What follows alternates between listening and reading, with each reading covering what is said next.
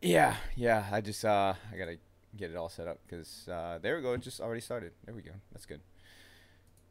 People are already waiting in the chat too, so I see them. Um, I just need everything to actually. What the hell? Gibby takes off his shirt in Infinity War. Ew. I don't want to see that. All right, so we're live. So we got Drunken Solitaire, or formerly known as Drunken Solitaire. See, I told you, I can't stop saying Drunken Solitaire. See what you did, man? It is. It just, it.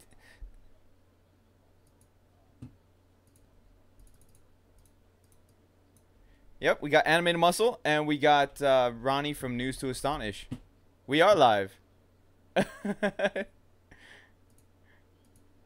No, no, this is Animated Muscle's first time on YouTube.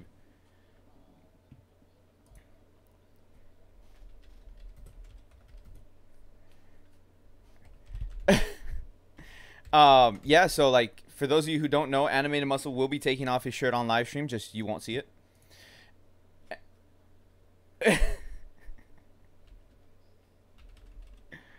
Those muscles. Yes. Yes, why? Because it's fun, man.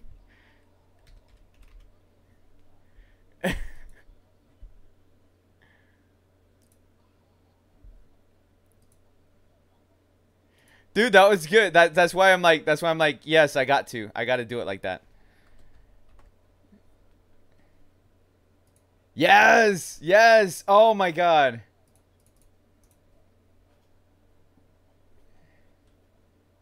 Oh, did I miss that? I don't know what that's about. All right, so I'm tweeting this right now. Hold on. I think it already tweets automatically, but I don't care. I'm gonna tweet it again. The intro's gonna go on a second. Hold on, chill out. We're gonna play the intro. Hold on, hold on. I know you are.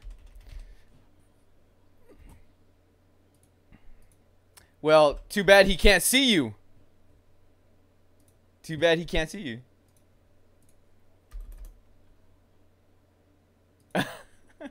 Well, Genesis will beg to differ. I went there. Yes, I did. All right, I went ahead.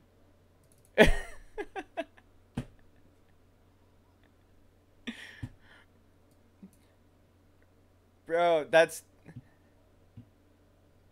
the best picture ever. What are you talking about, Muscle? Oh, hold on. Hold on, guys. Everything's bugging out. They're saying that they can't hear you guys. All right, so go ahead and say something. Hello. There they are. There they are. Okay, there it goes. 69, this guy. All right, let's try that again. Yeah, that's a beautiful number. It is. It really is. So let's try that again. So we 69. got Drunken Solitaire, Two for two. News to Astonish, and Animated Yo. Muscle with his weird headphones there. AKA the boy. What's up, guys? All right, so Killer eyebrows, dude. so today we're going to be discussing the Infinity War because, you know, a lot of us want to talk about the Infinity War, and we've been holding off for quite some time. So, yeah, if you guys haven't seen Infinity War, there will be spoilers, and what's wrong with you? You should have seen it by now. Movie's been out for 11 days. At least two times. At least two times by now. At least. At least. All right, so I'm going to go ahead and roll the intro, and then we'll get started. Let's do it.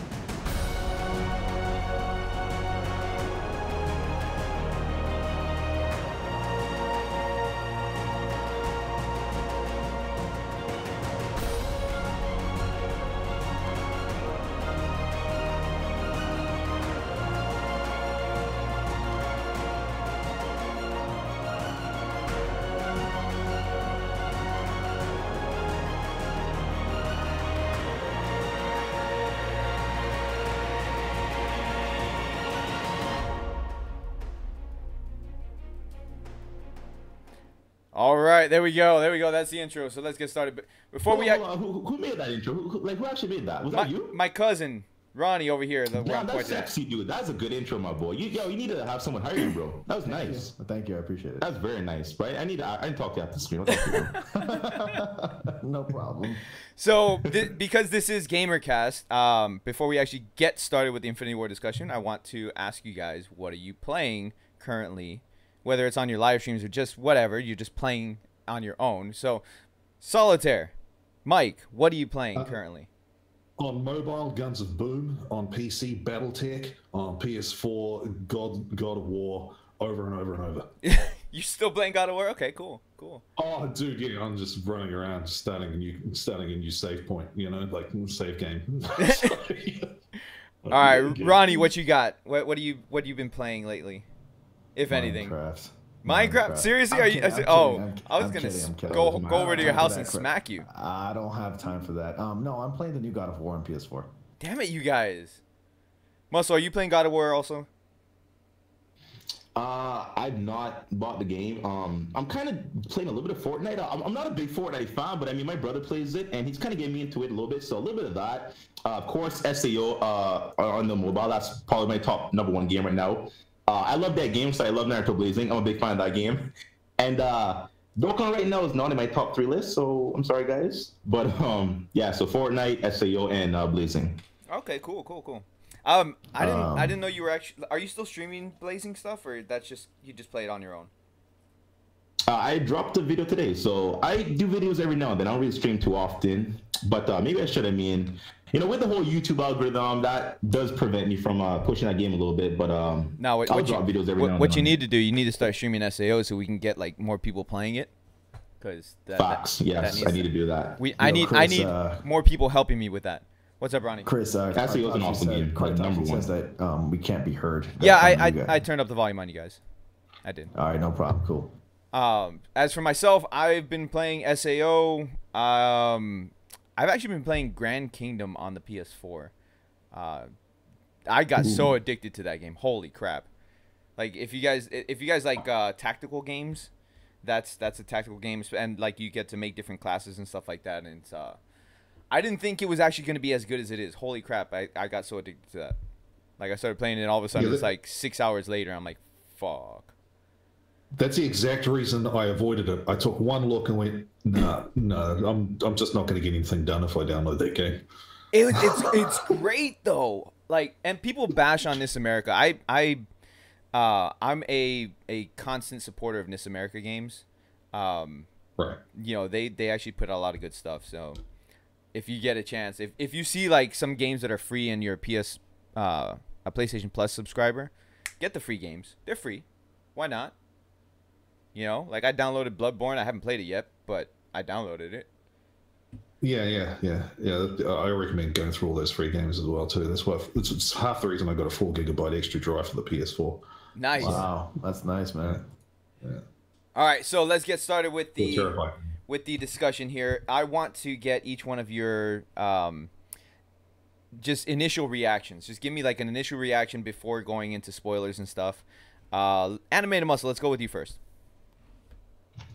So no spoilers. I'm gonna try to keep it just kind of a bit of a summary. So the beginning, the movie started off strong. What happened in the beginning, that very crucial character's death, I'm not gonna say who it is, but that happened. That was shocking right off the bat. I wasn't expecting that. And certain events happened that were a bit different than what the source material was, but I guess the changes were actually appropriate. I saw some people saying that how they changed Thanos' character, they didn't really like it, but at the end of the day, I kind of talked to Gotians about this through Twitter DMs, and he said that the change actually made a bit of sense, so I'm okay with it overall. A lot of action, a lot of fight scenes. Story was actually quite appropriate. The villain, the movie was more of a Thanos movie.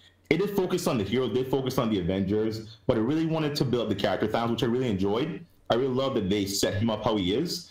And it really made you relate to him because his purposes were actually, well, I can't say what it was because I don't want to draw spoilers yet, but the reason why he was doing what he was doing, you can actually apply that into our own world. If we did what he did in our own world, then the world would be a better place, but it would be messed up at the same time. because we're talking about wiping out half the civilization. Spoilers, I'm sorry, guys. I'm kind of thinking we might have to like stop animated muscle in the future, but it's okay. Go on. Yeah. No, I mean, it makes sense because, the world is full of poverty and hunger and starvation. So I can understand his motives. I can understand why he is trying to do what he's doing. So in terms of relating to the villain, I feel like I can understand. I can actually be okay with what he's doing, although it's messed up. But I love the movie overall. Like, I'm gonna watch it a third time. I want to see. It was I think it was my favorite Avenger movies thus far. All right, cool. Mike, give me your thoughts, man. Since you're the one who most recently seen it. Yeah, so I saw it last night, a matter of hours ago. I've still been thinking about it all night long. Now, I wasn't blown away. I'll admit that at first, but no, I wasn't blown away for the reason that it's leaving me expecting to be more blown away. And at this, I don't mean to interrupt you really quick, but I can understand why you're saying you don't feel blown away, because it also leaves you in disbelief at the end of it too. It's not one of those movies where it's like you walk out and you're like, oh my god, this is out. No, you walk out and it's like, what the fuck just happened? The ending will break you down. It really will. Yeah, and so I need to go and see it again. Because I just there was a lot of stuff that I did catch, and I felt like I was the only person in the whole cinema who laughed at certain jokes. But I was going, man, I'm just out geeking everybody here. I got to shut up. But the whole leading into it built up a certain amount of expectation for me, and it delivered. I'm not going to take anything away with it. I love the film, but I'm not blown away by it as much as a lot of reviewers are and a lot of other people are. But it is definitely worth reaching into my pocket and getting another ticket. Like you said earlier, Gotians, I haven't gone to see a movie again in a long time. You said yours was Two Towers. I mean, that's ages ago. Yeah, that really was. Yeah, and the last movie that I went and saw twice was Deadpool. So okay. Yeah, because it made me laugh, and I've always liked Ryan Reynolds.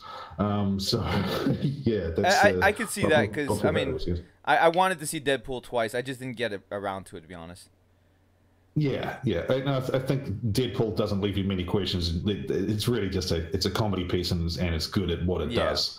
And then you get it all in one go. Like, that's something that you don't have to ask questions about, which is what Infinity War has. There's a lot of questions there. The choices that they made due to studio choices, all great. I agree with you on the Thanos thing. Love that. It's actually a Thanos movie more than it is anything else animated muscle. Because all I could think throughout the whole movie was, and this will be my final statement on this, my God, it is Thanos, the Mad God Thanos. It just kept on repeating over and over in my head, and I loved that. I loved that for the way it made me think about it. So yeah, that's my final sort of words on that. Nice. All right, Ronnie, give me your thoughts. Those are wonderful thoughts, by the way, guys. I do agree with you guys. This is very much a Thanos movie. It really does center on Thanos and focuses on him and his quest to collecting these stones. And if you really analyze this movie from an analytical standpoint, Thanos plays more like sort of the hero of the movie in a way, because he does have a goal, and he does want to reach this goal of his idea of paradise, which oddly enough is also genocide. And everybody else, like the Avengers, disagree with him, and they sort of play like the villain and from him reaching his personal paradise. And he kind of feels like it looks like he's very blindsided, but at the same time he thinks what he's doing is right. And he's a very, very sympathetic character compared to his comic book counterpart, which he was a total nihilist, and he just wanted to destroy, and that's it. He didn't love anybody. He wanted to court death in the comic books, and with the movie, he wasn't trying to prove his love to anybody. he was just trying to reach a personal goal, really, and he was more of a sympathetic character, and he did have love in his heart. And I actually didn't have a problem at all with his character change, and a lot of people, some people had a problem with that. But to me, it kind of like shaped Thanos' character more. It gave him more background. It gave him more personality, and it made him more relatable to like people. You know, it also made people question themselves. What would I do to balance the universe? What would I do to balance, and what would I do to like survive, basically? So Thanos is more like this hero survival character in this movie, and I loved the movie. It was really good. It didn't seem overwhelming like some people claim to be. You know, some people claim this movie that it was pretty clunky, but to me that didn't really matter because all the characters that you see in this movie were already established. We already seen them in their journey, in their own journey. In their films. And we already know who they are, so we didn't need any origins. It's just here, you're thrown in.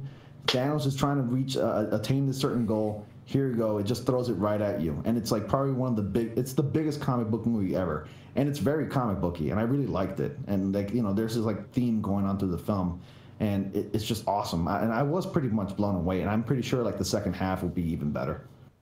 Yeah, and I'm glad that you mentioned that this kind of portrays Thanos as the hero of his own story, because that was going to go into actually my thoughts on that. Because good and evil is really, when you think about it, it's a lot of its point of view, and right, exactly. And we are seeing Thanos' point of view in this movie. So if you were to look through Thanos' eyes, he is the hero of this movie, and he gets what he wants.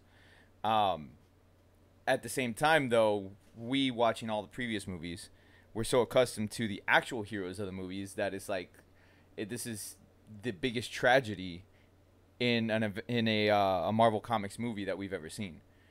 And right. The way they deliver it is just so fantastic in the most depressing way ever, if that's a good way to put it. But right. One thing I want to point out, sorry, before I'm sorry to cut you off. One thing I want to point out, in previous Marvel films, in all of them, you notice that the villain of the movies, their goals are like they're basically committing evil without any benefactor to anybody else. Like they don't have that thought in their minds. Like, who am I benefiting other than myself? To Thanos, he believes that he's benefiting a large population by committing genocide, and he's making himself happy. With the other villains, they just do it for the sake of being evil. Right, and see, the thing is, what I loved about the way they did Thanos in this movie, and that goes back to what Animated Muscle and I were discussing before, that people didn't really like the fact that they changed Thanos' character a little bit. I liked the fact that they did it a lot because they humanized him. Because in the comics, he's just the villain. He wants to impress death.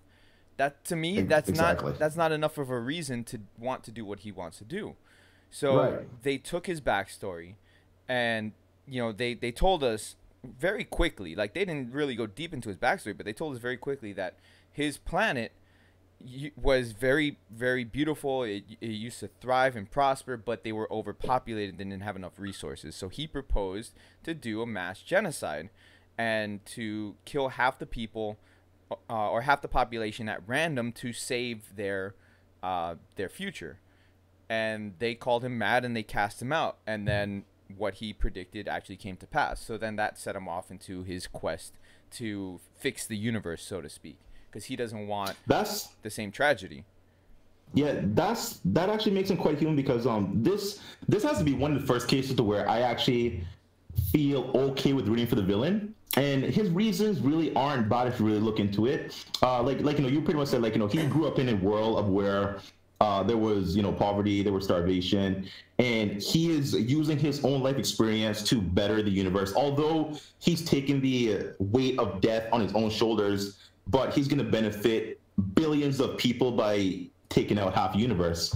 And it really just makes you feel kind of a way to root for him, because it's not exactly a bad thing, but I mean, billions of people are dying at the end of the day. So yeah, like I'm not exactly sure if it's a good thing or not. So yeah. Yeah. I mean, technically, it's not a good thing, because I mean, you're killing people. but you're also saving the them, suffering of people because you're ending suffering. So yeah, the thing that he points out is like Gamora's planet, and we actually see the genocide happen in Gamora's planet, where he takes half of them, lines them up, and shoots them, and he says it's at random. So it's like rich, poor, young, old, men, women, doesn't matter. It's all randomly chosen, and he's actually like the way that they do it. Like you don't catch it the first time that you're watching the movie, probably. But usually the second or third time you catch more stuff. So the second time I actually caught this, where they're lining up Gamora's people. They give them the option. They tell you, which side do you want to go on? You know, one side's going to be killed. Which side do you want to go on?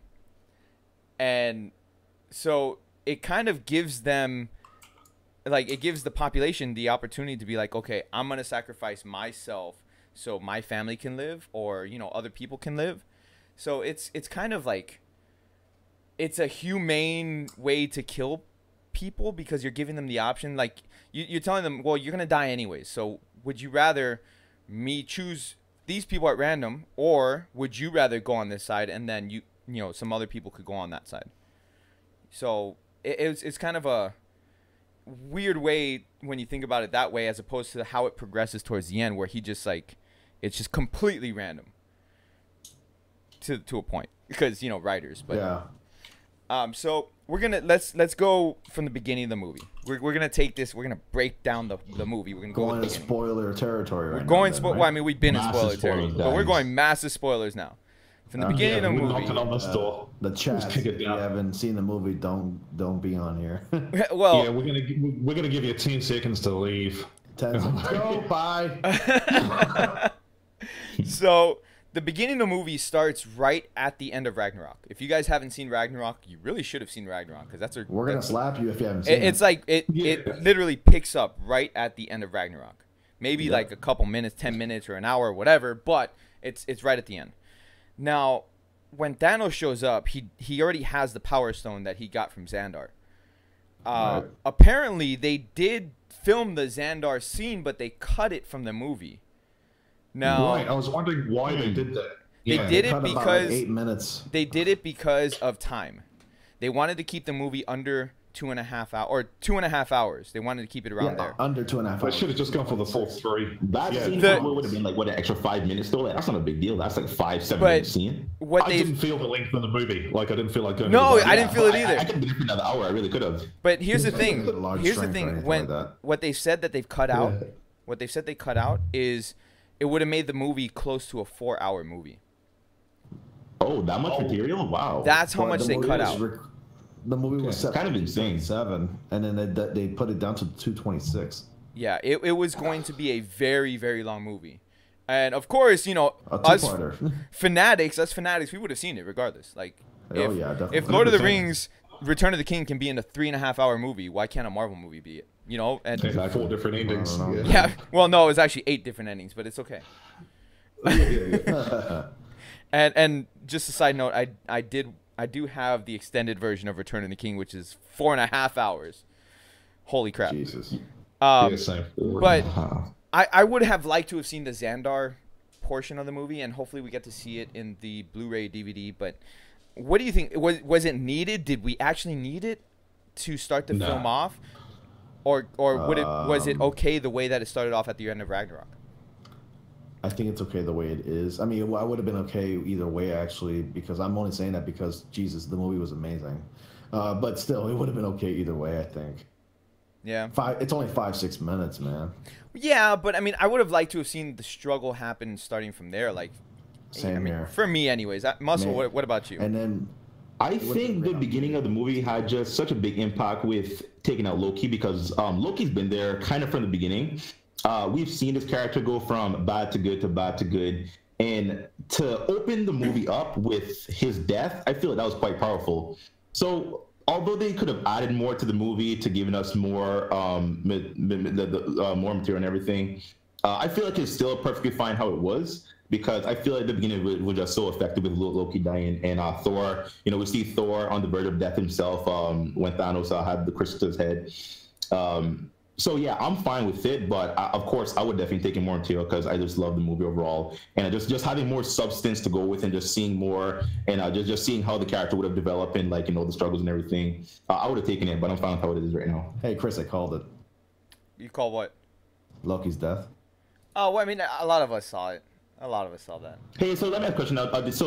Do you think they'll bring him back? Because I feel this is a good way to just keep Loki dead. Because like as he was dying, he was saying the son of Odin, the heir to the king. Like, I feel like it's a good way to just keep him dead. I don't think they should bring him back.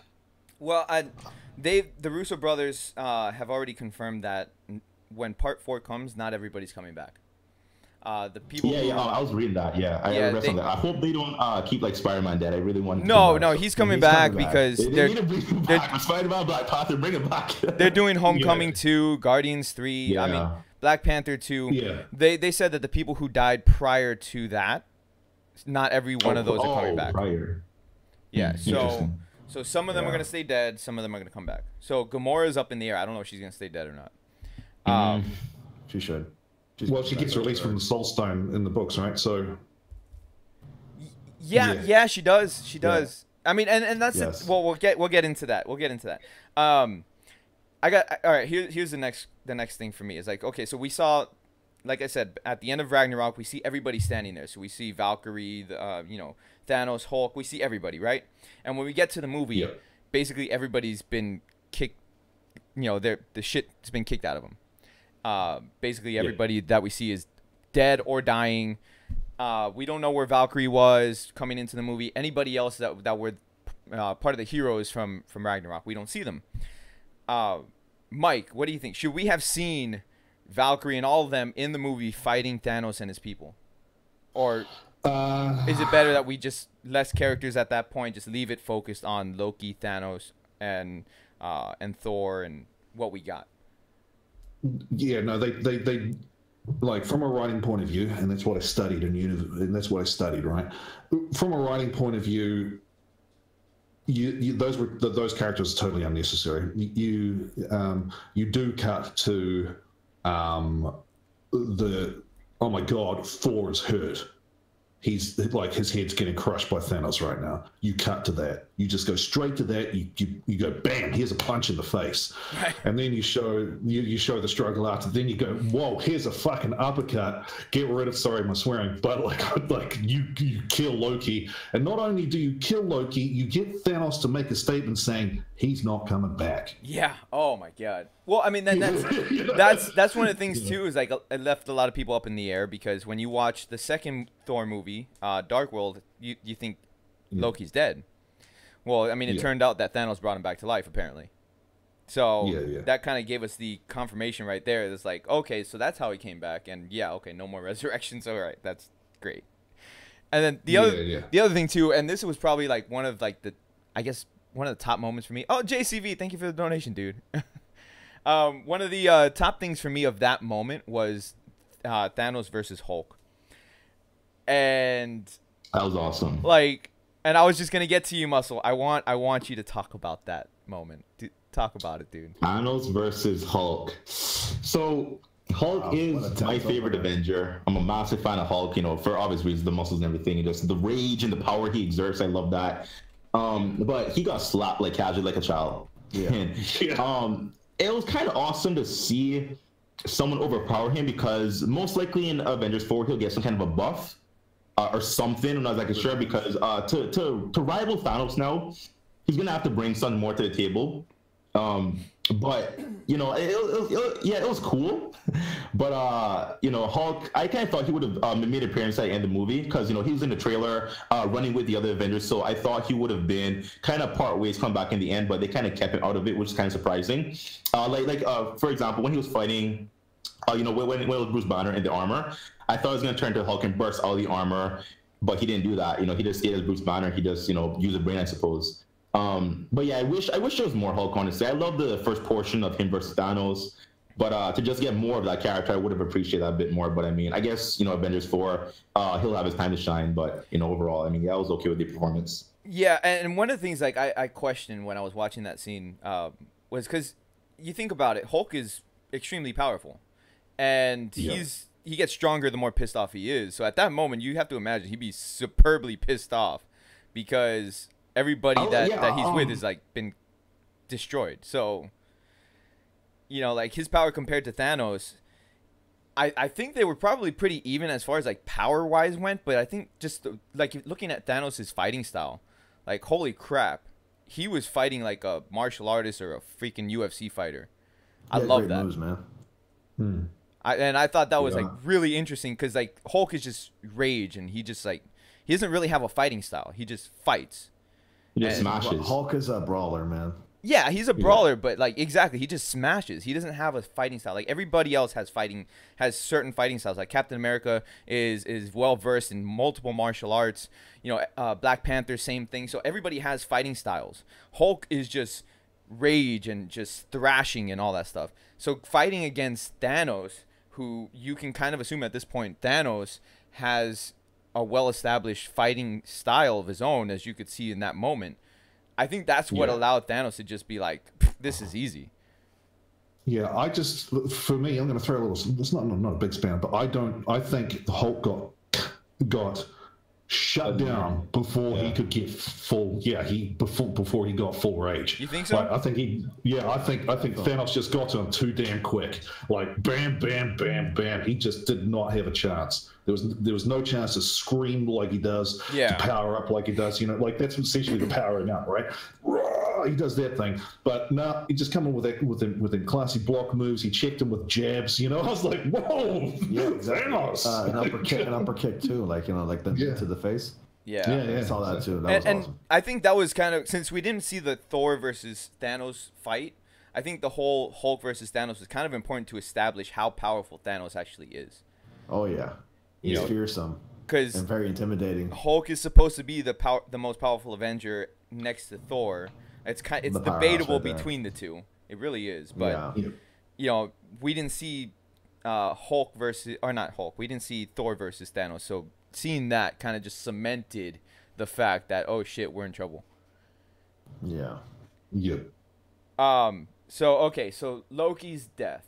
How do you think that's gonna, moving forward, how do you think that's gonna impact? Like we know how it impacted Thor in the movie, but going further down the line, into movie 4, do you think, because he's supposed to be in movie 4, whether it's gonna be a flashback, probably, but how do you think it's gonna happen? Like what do you think it's gonna do?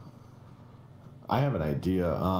Thanos did mention something right when he killed Loki. He's like, no more resurrections this time. So I think that kind of foreshadows something, that it's possible Loki can come back resurrected in a certain way after, like, you know, one of the Avengers gets control of the Infinity Gauntlet and undoes everything. But I'm thinking that's probably the way that Loki might come back. So if he comes back. Yes, because you know, at the end of the first Thor movie, it's implied that Loki died and he was resurrected when he came back for the Avengers. Because if you notice Loki's face, it was all pale and sweaty, like he was like sweating profusely. That means he was probably just brought back to life just then. Loki reminds me of Frieza.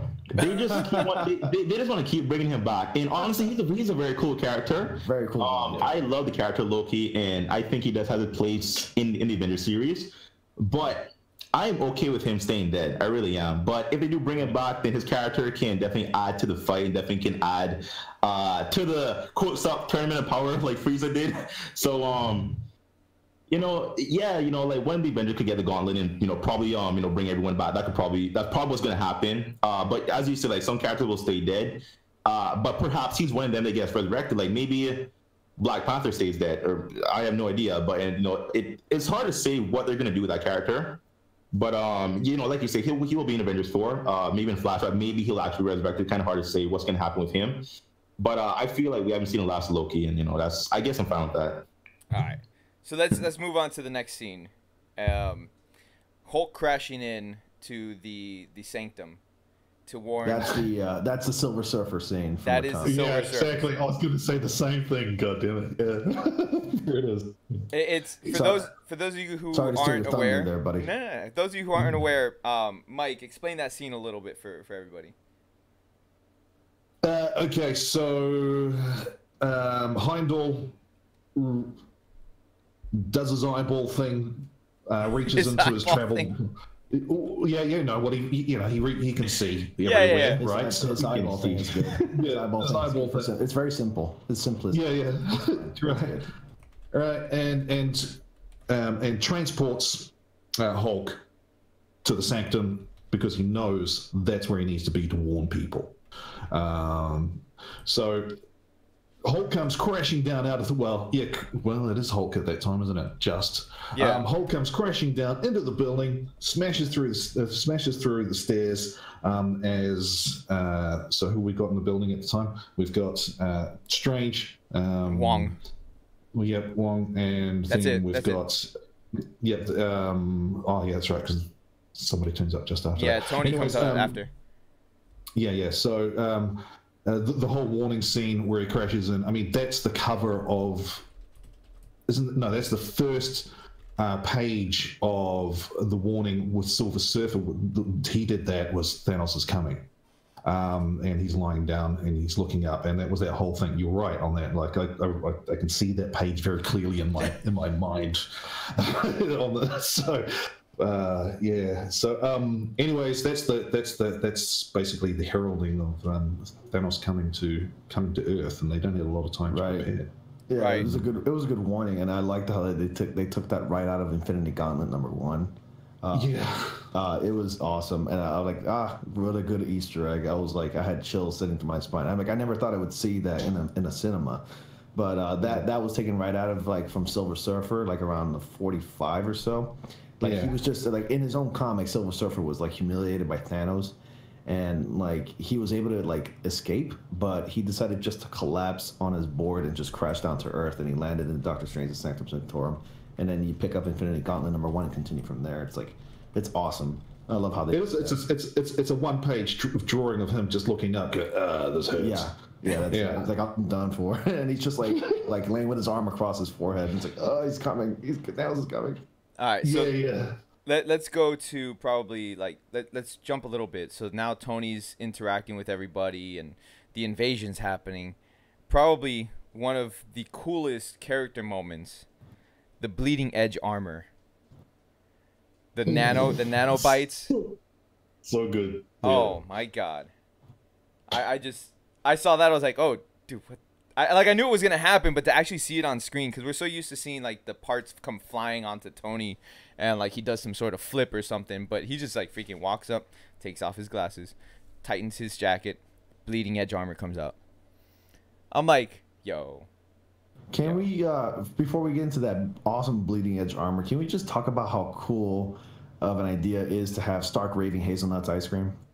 Yeah, I know. Is it? I was Hulk's my flavor, bro. I was thinking about that. Is that a real thing? Apparently, somewhere has that. I see a video clip of somebody already making it with the ingredients. That needs to be a real thing. If it's not, I feel like that was a plug. For real Ben and Jerry's ice cream. Ben and Jerry's, Haagen-Dazs, and Dairy Queen. Bro, yeah. Start selling because they're gonna get some profit out of this, dude. Seriously, yeah. I want to get some. Yeah, I probably want the Hulk one more. I want the Hulk one. Well, I mean, they're saying it's kind of chalky for the Stark raving one. I mean, I'd rather have the Hulk. What is it? The Hulk burning fudge. Yeah. That's a thing now. That's a thing now. Oh man, I do want to talk. Muscle, help me out on this one. Since Hulk is your favorite character, I want to get your thoughts. What's going on? Okay, Bruce Banner is having performance issues. Mm-hmm. He can't get it out. He can't get it up. Hulk's not coming out. What's going on? What do you think? What do you think is going on there? Okay, so one of mine has a very bad performance. He just kind of has difficulty performing again. So I think So the whole Thanos thing just either has him scared to try, or he feels he doesn't have the confidence to exert that kind of power anymore. I'm not exactly sure why they're pulling it back. But it allowed us to see Bruce Banner, the character, because, for all the other movies, we've seen Hulk, we've seen him. For the whole of Thor, the last Thor movie, Hulk was in his Hulkish form over the Bruce Banner form. So it was good to see Bruce Banner a little bit now. We got to understand the character a bit more versus the Hulk just smash, going crazy, destroying everything. We saw him use his brain several times there. but it would have been cool for you to transform, buddy, because it needed you, right? Especially in that scene bro, it would have been awesome. I mean, you know, that's a scene where they actually took Doctor Strange. So I'm sure if Hulk transformed, they could have prevented that whole thing from happening. So I guess, you know, wrong time, bro. Like, you should have transformed, man. I'm just saying. Man. Thanos Embarrassing me in front of the Wizards. By the way. Yeah, exactly. Thanos scared the Hulk out of Bruce, by the way. Definitely did, yeah. Now, did this like low forward, honestly, but I love the interaction between Doctor Strange and Iron Man. Like, I loved like their bickering back and forth. They had a lot of dialogue. They had like quite a bit of it in the whole entire movie, and just them communicating and how they talk and everything. Like, they're two smart characters, so to hear them interact and talk, I just found that so fascinating. So the two of them together, like I love that combo. I think that was probably the best pairing. Sorry, Ronnie. I would have loved to see Tony Stark address Doctor Strange as like mustache bros. Give me a high five. Yeah. Well, I would love to see that from the comic. There's a video. That would have been hilarious. There's a video of what is it? Tom Holland and dude, I can't remember Doctor Strange's actor right now. No shit, Sherlock. Yeah, the no shit Sherlock thing. That I would love to see that. Somebody said to them, "Oh, we would like to have seen Tony say no shit Sherlock," and Tom Holland was like, I was trying to get that into the movie, and they're like, no, we're not gonna let that happen. So I would have liked that. I mean, they were saying it was too corny. Not really. I would have been okay with that. It's a very nice, modern, sarcastic expression. Benedict Cumberbatch. Thank you, Exodia. We all know Benedict Cumberbatch was better as Holmes anyway, so. Yeah. Man. You know what? I agree with you. Even though I do like Robert Downey Jr.'s take on Sherlock Holmes, and I like those movies, Benedict Cumberbatch was definitely better. Yeah, Benjamin Krusty Beth is really awesome. Yeah, exactly. Yeah. So the bleeding edge armor, Ronnie, you want to tell us how that works? I mean, we know it's nanobites. From a scientific standpoint, not entirely sure. No. Comic book standpoint. Come on, man. It is okay. From a comic book standpoint, it is just literally billions of little nanotech forged, and it just comes together, and it can actually forge into anything that Tony Stark thinks about. So if you look closely at the way the suit works when he was fighting Thanos, like chunks of his armor from one part of his body would manifest in another part of his body to form another weapon, where like more nanobites would move into a direction or a body part as Tony Stark commands. But it's not really brilliant. It's not unlimited though, right? No, it's not unlimited. No, it can wear off and break. Yeah, because I was gonna say, because like when we were seeing that fight happen, like he's not regenerating. Like he regenerated his helmet once, and then he couldn't do it anymore. Right, exactly. So it's like, okay, so there's a limit to what he can only have so many, but it's his most advanced suit so far. Right. One of the things that I really loved, like the comedy in this movie, it was on point. It's balanced. Yeah, it was balanced. It wasn't too much. Like I know Muscle, exactly. one of the things that you did not like about Ragnarok, you felt it was a little too much comedy, too silly. Yeah. There's no seriousness to it. I understood that the world was being destroyed and Thor and his people were in trouble, but it was so humorous and there was so much comedy that I didn't feel like any sense of danger. I really didn't. Like, I understand the circumstance of the movie, but you know, it was just more so comedy to me than actual events and people dying. This movie being, the Avengers Infinity War, I feel like there was a beautiful balance between the amount of comedy but seriousness. Like, billions of people are dying, second by second, but at the same time, there's a bit of humor there. Doctor Strange and Iron Man, like, I felt like they did the humor and also blended seriousness perfectly. For me, I went into the movie not really understanding, certain things about it, but then, they had the humor, they had the seriousness, and I feel like it was a good blend. So for me, it was nice, yeah. I think what gets everybody is that right after you leave Ragnarok watching it, there's just a huge, complete tonal shift. That's probably what gets everybody. Yeah, it was massive, yeah. Yeah. Yeah, I can see that. I love the use of Squidward from Tony Stark. That was the best. Dude, there were so many nicknames. Squidward. So many nicknames in this movie. Like, there's Rabbit for Rocket. You have Tree for Groot. Yeah. You have Pirate Angel for Thor. Flash Gordon. From the tree. Yeah. Flash Gordon. Flash Gordon for Star-Lord. Gentle Rabbit. What a nice rabbit. By the way, that's an ongoing gag throughout the movies. Have you noticed that? Yeah, no, I didn't. In Guardians 2, Ego called Rocket Raccoon a monkey, triangle-faced monkey. and then somebody else called him a puppy, and then the Mantis called him a puppy, and then Thor called him a rabbit. Like everybody calls him the wrong animal. Oh, okay, I got you. Squirrel? Yeah, but yeah, but the joke that really got me, though, I felt like I was the only one who went ha in the whole of the cinema was, what? Who is he? Is he your ward or something? Yes. Batman reference. No one else. It just echoed or reverbed around the cinema and go. Batman reference. Yeah, that's too funny. That was good. That was good. A one-man laugh. How embarrassing. Jeez. Yeah, that's right. And it's a Batman reference. I wanted to shout that out, but I didn't. Yeah. And then the whole cinema clapped when Spider-Man got his iron suit on him. That was so cool, dude. I lost my shit. Okay. That was an awesome moment. I love that moment, bro. There was also a little Easter egg in that moment too. When Tony says Friday activate 17A. 17A means that he's the 17th Avenger.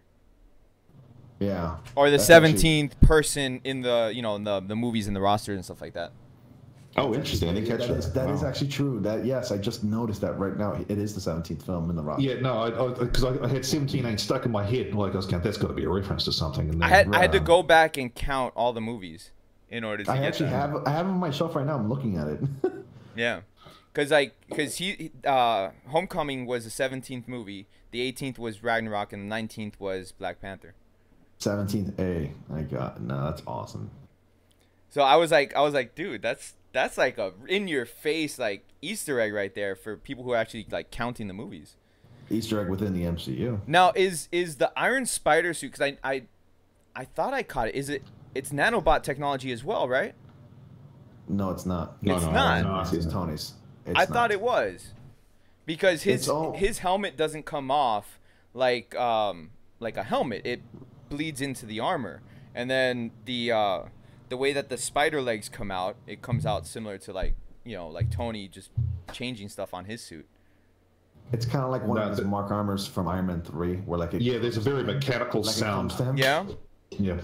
I don't know. Like for me, it almost felt like nanobots, but at the same time, the way it looked like the old suits. So, yeah, I guess. Tony Stark is gonna give Spider-Man his 1980s hand-me-downs, dude. Yeah, right. Just like he did with Rhodey.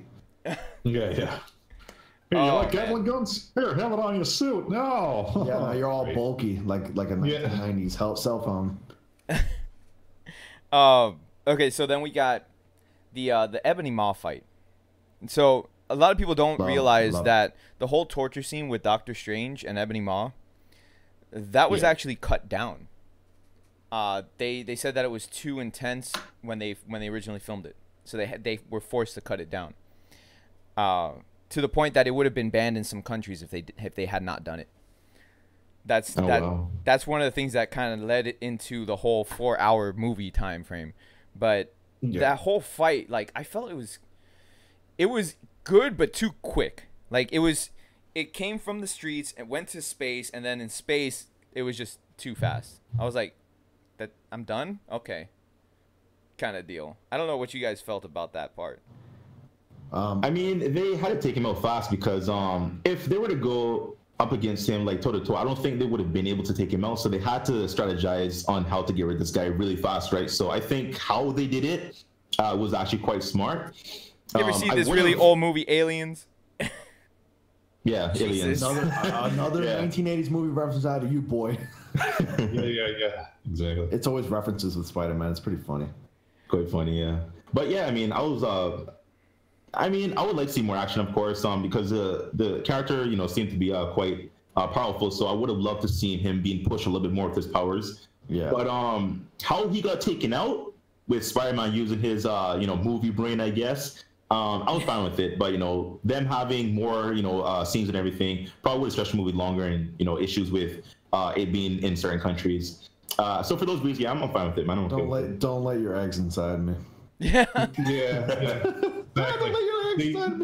I could not stop laughing at that. Yeah, like I was going to. I'm going to stop laughing in case I laugh over another joke. But so I did hear that, and basically the torture got nearly as bad as if not as bad as Vietnamese bamboo torture. Like Wow. it was at that level from what I read. Wow. But Wow, I would actually like to see the cut of that. I was gonna say it makes me want to see it more. Like, Was it that bad, really? It would have been Netflix Yeah. level, man. Like Marvel Netflix level. yeah. I mean, the shards would have went into the skin, but I mean, I don't think that's like the worst thing in the world. Like, yeah, we should see him scream a little bit, Well, but I don't think it was supposed to be more shards going in. It was supposed to be just a whole longer scene, like more shards, more blood, and everything. Yeah, Well, almost like yeah. they drag it out. Yeah, we got to remember that this is Disney. It's not. Yeah, true. Yeah. Friendly. So one thing I wanna you guys to talk about, because I have to use the restroom, but I want you guys to talk about this because Yeah, a lot of take a people shit. a lot of people have this issue is people felt that the relationships that they put in the movie was rushed. And when I say the relationships, I'm talking about Vision and Scarlet Witch and Gamora and Thanos. Even though the Gamora Thanos relationship was already Established. it was already established prior in movies, but to actually see it, like it felt a little bit rushed for some people, and then especially the Vision and Scarlet Witch. So Mike, take that away, and I'll be right back. Okay. Yeah, well, that Vision Scarlet Witch thing for me, like, that was one of the things that grated me about the movie. I was like, well, you should have tried a little harder to convince her to destroy that stone, like, like you should. I kind of liked it. Yeah, I know, but I kind of liked it. But yeah, and that's why I liked it by the end of it. It grated me, but I'm like, of course, the love thing. But I was still at the same time, I was going, no, come on, just do the thing. So many opportunities. Thing for the robotics, man. Yeah, exactly. I mean, wait till we see their kids. Jeez. Yeah, that's right. Yeah. If they ever do that. I actually thought the relationship between two of them was actually it was actually quite nice, because at the end of the movie, once we see Vision's death and Thanos gets a gem, I felt the love. I felt the loss for Scarlet Witch. She pretty much watched the person she loves brain get ripped out of his forehead, pretty much, right? Yeah. And that was a very real scene. And if love wasn't established early on, like you see in the beginning, they're talking about being together and how they feel, like that really built up the end of it for when Vision died and she witnessed that. That was a very real scene for me. So I wish we would have seen more of them together. Maybe just a little, like not too much romance, but maybe just a bit more to have that last scene be a bit more effective. But I feel like the romance had to have been there for that scene to have been as effective as it was. If they added more romance, it wouldn't have been a bad thing, because that scene would have just been more powerful. So yeah, that's my thought. Yeah. Alexis Rose has a question in the chat here real quick. I just want to address it. He says, he asks, why didn't Doctor Strange just use the Infinity Stone to turn back time and stop Star-Lord from punching Thanos? Well, I have an answer to that. Regardless of what the outcome would have been, like even if Doctor Strange did turn back time, the outcome in the end would have been the same, where like everybody would lose, except by one outcome out of like the 14 million possibilities. So Doctor Strange had to follow the plan, like according to what was planned. And that was to like lose and then eventually will win in the next movie. So it wouldn't matter if Doctor Strange turned back time. Yeah, we'll talk about that a little bit more. But we'll talk about that later. I don't want to complicate things. Yeah. Sorry about that. But the romance thing, they could have added another 20 seconds of romance for those two. Just a little bit of 2 minutes. Maybe another 2 minutes. 5 minutes. I'll take 5 minutes. You take 5 minutes. What? 5 minutes of that robotic love with the that battery-operated boyfriend of his. Yeah. Well, I mean, let's be honest. I mean, in the comics, they're a couple, so it made sense. It made sense that they did that. But yeah, I agree. It could have been a little bit longer. I would have liked to have seen that a little bit more. We did get a little bit of it in Civil War, like a little hint towards it, but it wasn't enough to ride off into this movie where it's like, oh, they're suddenly a couple. Yeah. Although I say she put up a hell of a performance. Like that was a really good acting job out of her. Damn, I liked her. Yeah. Elizabeth Olsen. Yeah, man. I love Elizabeth Olsen. Yeah. She is now my favorite Olsen sister. She's not an Olsen sister. Yes, she is. Yes, she is. She's the older one. She's the youngest one. Is she the youngest one? Okay. Yeah, she's the youngest one. Not related to the Olsen twins. Yes, she is. I gotta look look that up, guys. Give me a second, okay? Talk amongst You'll yourselves, see it okay? immediately when you see the photos. No. Hold on a second. Hang on. She's the taller I mean, one. the face looks close to them. She's their youngest sister. Oh wow, she is. Oh shit! I just googled it. Oh, that's interesting. Wow, I didn't even know that. Yep. She's the youngest and now most famous one because of these movies. Most successful, yeah. Well, I wouldn't say most successful, but most famous. Freaking goddamn it, bro, come on. She is related to them. Jesus Christ, I knew it. No, the reason why I wouldn't say didn't. most successful is because freaking the royalties that the Olsen twins get from Full House is insane. But Full House and stuff, yeah. It's insane. That billionaires out of there. I mean, the Avengers became the biggest opening box office movie ever. So, bro, I mean, I don't know how you can rival that. I mean, even royalties. This movie's massive, and she's gonna be in, of course, Avengers 4. Yeah, so, but I don't know. Just think of how many people they have to pay for this movie. She's bringing Quite a bit of people. That's true. You know, Yeah, but they still have to pay for copyright on their faces and their likenesses. So, regardless of all that, these people are making millions while sleeping. Yeah. Good on them. Millions while taking a piss. Yep. Yeah, that is true. That is true. All right, so I want to talk about probably, I would say, as far as character reintroductions go, this so many people cheered in the theaters when this happened. Captain America coming back. Oh, bro, that was powerful. That was so awesome. The silhouette, man, of him. Yeah.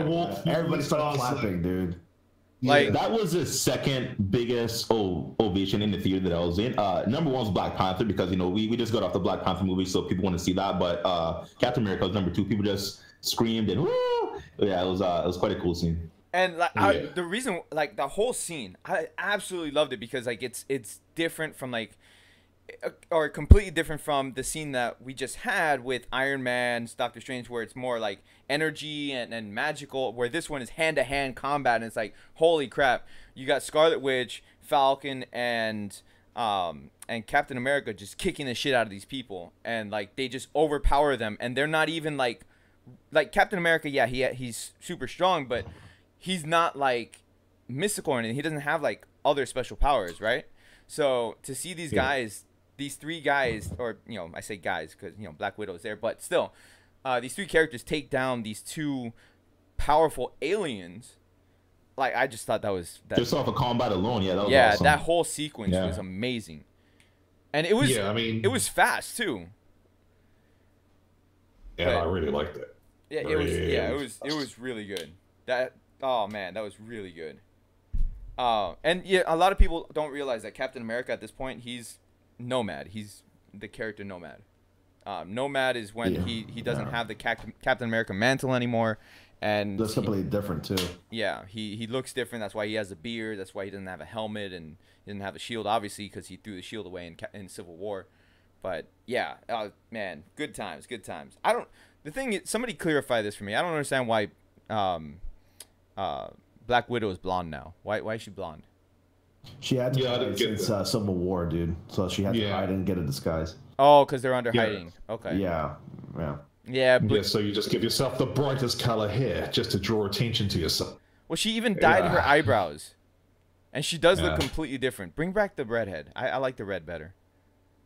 It just made her look sexier. I don't know about you guys. Yeah. I mean, I like blonde, but I don't know what you're talking about. I'm fine with blonde, bro. I'll take the blonde. But yeah, right. It didn't look natural though. It didn't look normal. I mean, she's a natural blonde in real life, so yeah. Dirty blonde. She's a natural dirty blonde. Yeah, same thing. Maybe it was the eyebrows that did it. Like the fact that they dyed her eyebrows, it just looked weird. Guys, I just sent a picture of Nomad from the comics in the Discord chat. Obviously, this wouldn't have never worked for obvious reasons. Let me see. Let me pull it up here. Oh yeah, no, that wouldn't have worked. No. Yeah. That's too. Look at that V cut right there, man. That's too a 1970s stripper outfit. That's what that is. Holy hell, dude. no. Look at those yellow boots, dude. Muscle, you could rock that. Oh yeah, Muscle, you can totally. I don't know if I want to rock that, bro. I mean, maybe take off the cape and maybe put the cleavage up a little. But that's some real cleavage, bro. We would pay you. That's a bondage mask too, right? You need to wear that to a Super Con or a Megaton, bro. Make that your new profile Bro, picture. I don't even know, bro. Like, Make that I don't know. Subs all where I feel like a live stream or something, but I'm not. Nah, Hold on. Bro, I don't know, bro. I want to get people's opinions on this. We're gonna put this up. Yeah. All right. Do it. All right. So everybody, what do you think? Should Muscle wear this? Like just. Oh god damn it! It's gonna ask people now. We're gonna put his head right on top of it. So that's I'll what we're wear gonna it if you guys join me with other costumes, so we can have Drunken be George, you know, you guys can be someone else, and then I'll join you guys. Right there. I'm not gonna do it by myself. How's that look right there? I'm not gonna do it by myself. I'm dead. I'm dead. It's getting good reception, guys. Everybody loves it. Right there. See, look, Muscle. There you go. It fits. Everybody loves it. Bro, it fits. What a coincidence. It even fits into the shoulders. You don't need to crop it. Yeah, it fits. It worked. I'm about to leave Discord. This man just got memes. Yo, man, wear the suit with pride and show off your muscles, dude. Oh, hold up. I got to take a screenshot. This got to go on Twitter, man. Best meme of 2018 so far. Hashtag Nomad, hashtag animated muscle, Captain Nomad. This is better not turn into a thing. Like, I better not get tweets. Let's make this bigger. Let's make this bigger. Hashtag muscle Nomad. That needs to come off the screen. Make it bigger. Boom, right there. Right there. There you go. Print screen. Saved. There we go. I'm dead. I'm actually dead. It looks like you, man. I mean, that's enough of that. That's enough of that. He just needs to get a tan, and you know, like, yeah, if you get a tan, bro, I mean, I'm sure, yeah, look just like me, right? Get a blonde wig or something. Oh man, that's good. That's good stuff. Yeah. We're 6 months away from Halloween, so we'll see. Yeah. Hell. I'm dead. All right. Man. So, we already talked about Thanos. Like, I put here on my notes, Thanos the savior, because I mean we already talked about that. Like, you know, his motivations that he wants to kill half the population to save the population. Regardless of how delusional it is, he had a very yeah, he actually had an understandable motive. Yeah, it's crazy as shit, but like it makes sense in a crazy batshit way. Like if that ever happened in our world would be a better place because we're at what, like 6 billion people on Earth. So right now, parts of India, parts of Asia is starving, and you know, children are being born without food. So if that were to happen, I mean, that one person have to have the billions of death on his shoulder, but those who remain would have full bellies. They'll have more resources, more fuel to burn. So it would be a better world. Honestly, it would. So, well, if you think about it, China kind of does something like that. Like, you're not allowed to have over a certain amount of children, and I think you're only you're only allowed to have, I think, what is it, one male? Or one male born? They give you a sewing machine on your first child. They give you a sewing machine on your first child, and if you have a second one, sewing machine. I'm not joking. Sewing machine? What happens? Yeah, sewing machines make clothes for your family, and then when you have a second child, they take it away from you. Jesus Christ, dude! Really? Yeah, it's a real thing. Wow. That's okay. Well, China has a Thanos, bro. 100%. Christ, Thanos is the government of China, bro. More like the NATO's, man. The NATO's. I think one of the things that kind of cements like Thanos' theory is when he's talking about Gamora's planet, and we had that flashback with Gamora's planet. We saw what happened, and then he goes and talks about it. He's like, your planet now is thriving. The children that are born, full bellies, they have full bellies. They don't have to worry about anything. And then at the end, he goes to the planet, and we see the planet, and it's like, holy crap! They live in peace. They're not in poverty, and it's like beautiful landscape. Yeah, but like at the cost of like random loved ones, and it's a double-edged sword. Right. So that's why he gets asked, was it worth it, or what was the cost? That's why exactly. Yeah, you will never know the cost. Like he's taken that decision. Cost was everything. Yeah. He took the weight of billions of death on his own shoulder, and he's gonna die with that guilt. But those who do remain will ultimately live a better life. So, there are certain ways to look at it, but ultimately, I'm okay with his motives. But at the end, I mean, you're killing people, and death is never a good thing. So yeah. Right. And so let's go to the whole soul stone of everything, because that was a big deal, and the reason why it was a big deal is because you go through all these movies and everyone's like, oh, where's the soul stone? A lot of people had the theory with the Thanos theory, which it actually played out. So like every stone was related to a letter of Thanos's name, and so everyone was like theorizing, oh, Heimdall has the soul stone, or this person, because the letter H. It played out because the soul stone is related to your heart. It's whatever you love the most.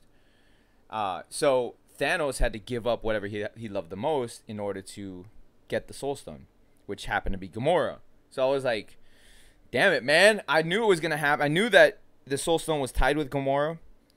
I knew that she was going to lead him to it, but I didn't think it was actually going to be her death.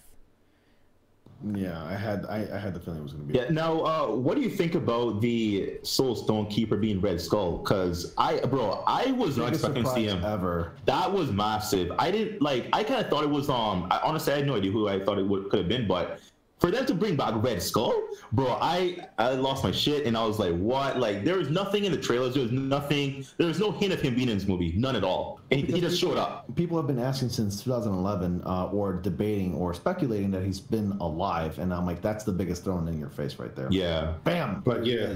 Now stop talking and stop asking questions.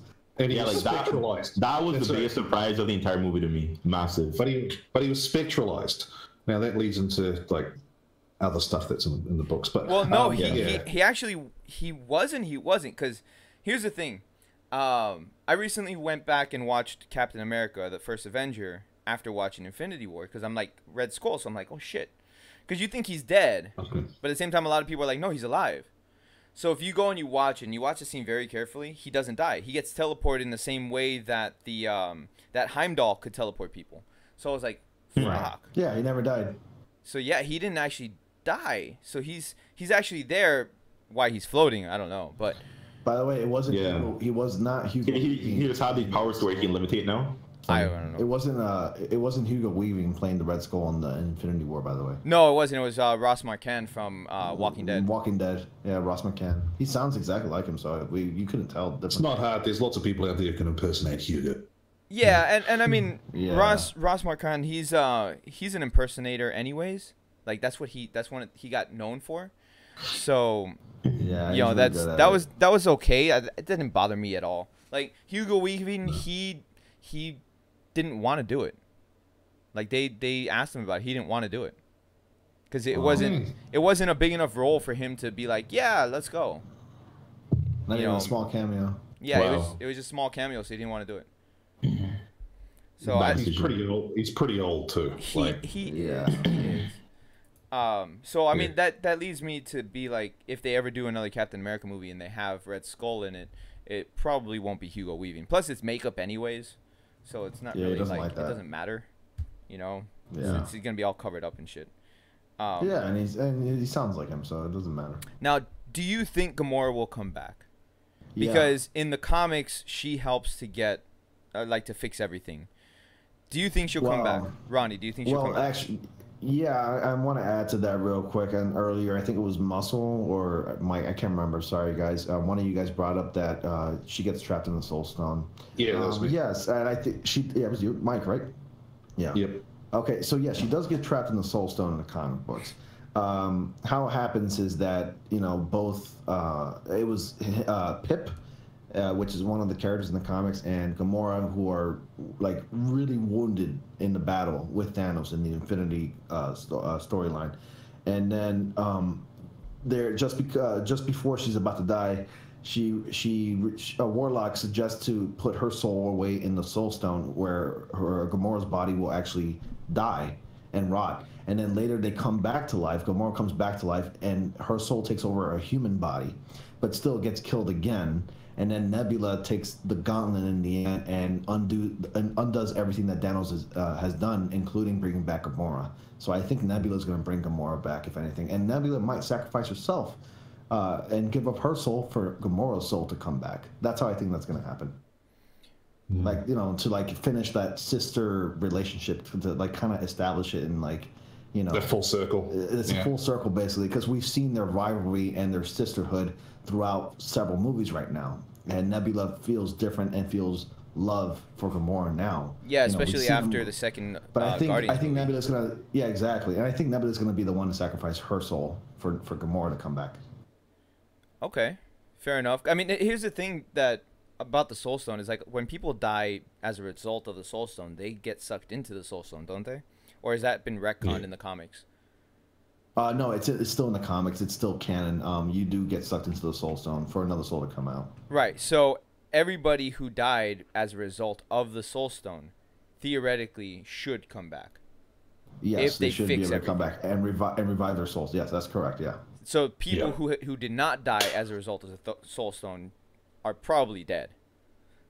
So most likely, but if you think about it, like the people that were vanished, erased, and vaporized, or disintegrated into the air, technically they're erased from existence. It's as if they never existed, so they're not really technically dead, but kind of are. Yeah, but I mean, like, again, that's still the result of the Soul Stone. So like what I'm getting at is like Loki and Heimdall and everybody else who died prior to Thanos getting the Soul Stone, right, are probably gonna remain dead. I mean, I feel like that's a pretty solid way to think about that. Yeah, yeah. Well, including like the actor that plays Heimdall does not want to come back to the movies. Yeah, Lucas Elvis making serious money doing other. Yeah, dude. So I mean, but like he should be thankful. So because the way the Soul Stone works, that you have to sacrifice a soul for a soul.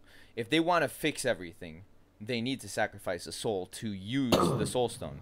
Muscle. Right, and I think some major characters will die. Hold on, Ronnie. Muscle. Yeah.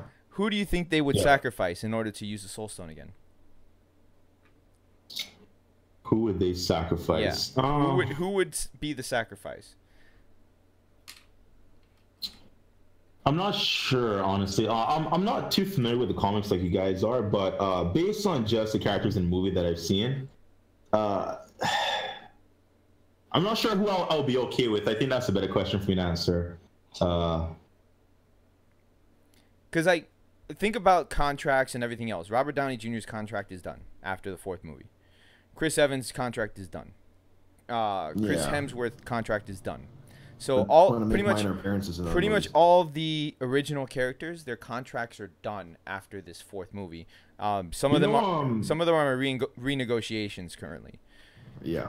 So I feel like Iron Man has he is such a massive part of the Avengers series. He was like the first movie. He's been in every single Avenger movie, of course. He's always the character people want to watch and see. His quirks, his funniness.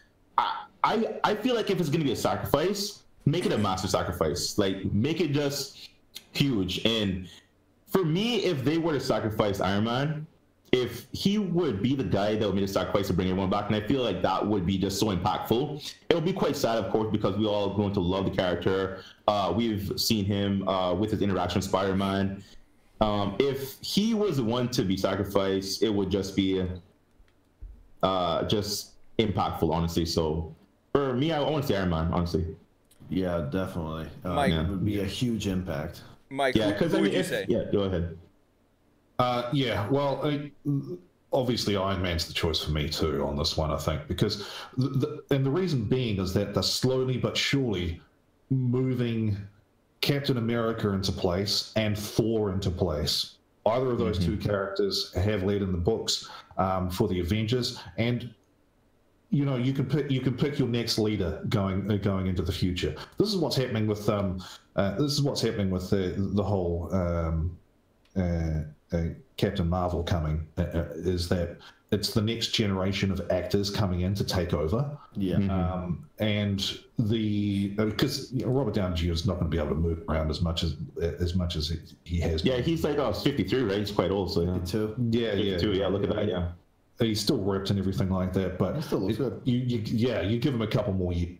He's going to want to sit down and get in a rocking chair, right? He's not going to. That's like 10 years from now. It's quite a while away. I think my whole I have this theory of a potential rebirth to happen in the movies, just like they happen all the time in comic books, where characters come back looking slightly different, hence actors, new actors for the same role. Like Iron Man gets a new actor, but it's a rebirth. That's what I think that's what could possibly happen, where like reality is just reshaped. Hence, the actors that were once playing these characters that you've known for the past 10 years, they ended their contract, and in comes the new ones, and it's more like a rebirth. I think that.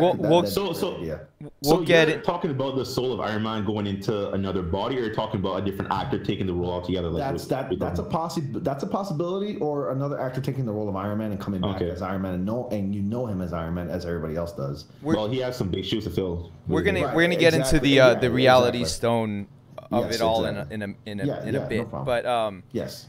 As for me, I think Iron Man would be the one to be sacrificed, and I think Captain America would quote unquote die using it. Yeah. And the reason why I say that, because Iron Man in the comics, Tony Stark, he gets turned into an AI. And yes, he does. And he came back just recently, by the way. Right. So I feel like if anybody was going to take Iron Man's place as Iron Man, I think Shuri would be the one to do it. And Tony Stark could be the AI for Shuri.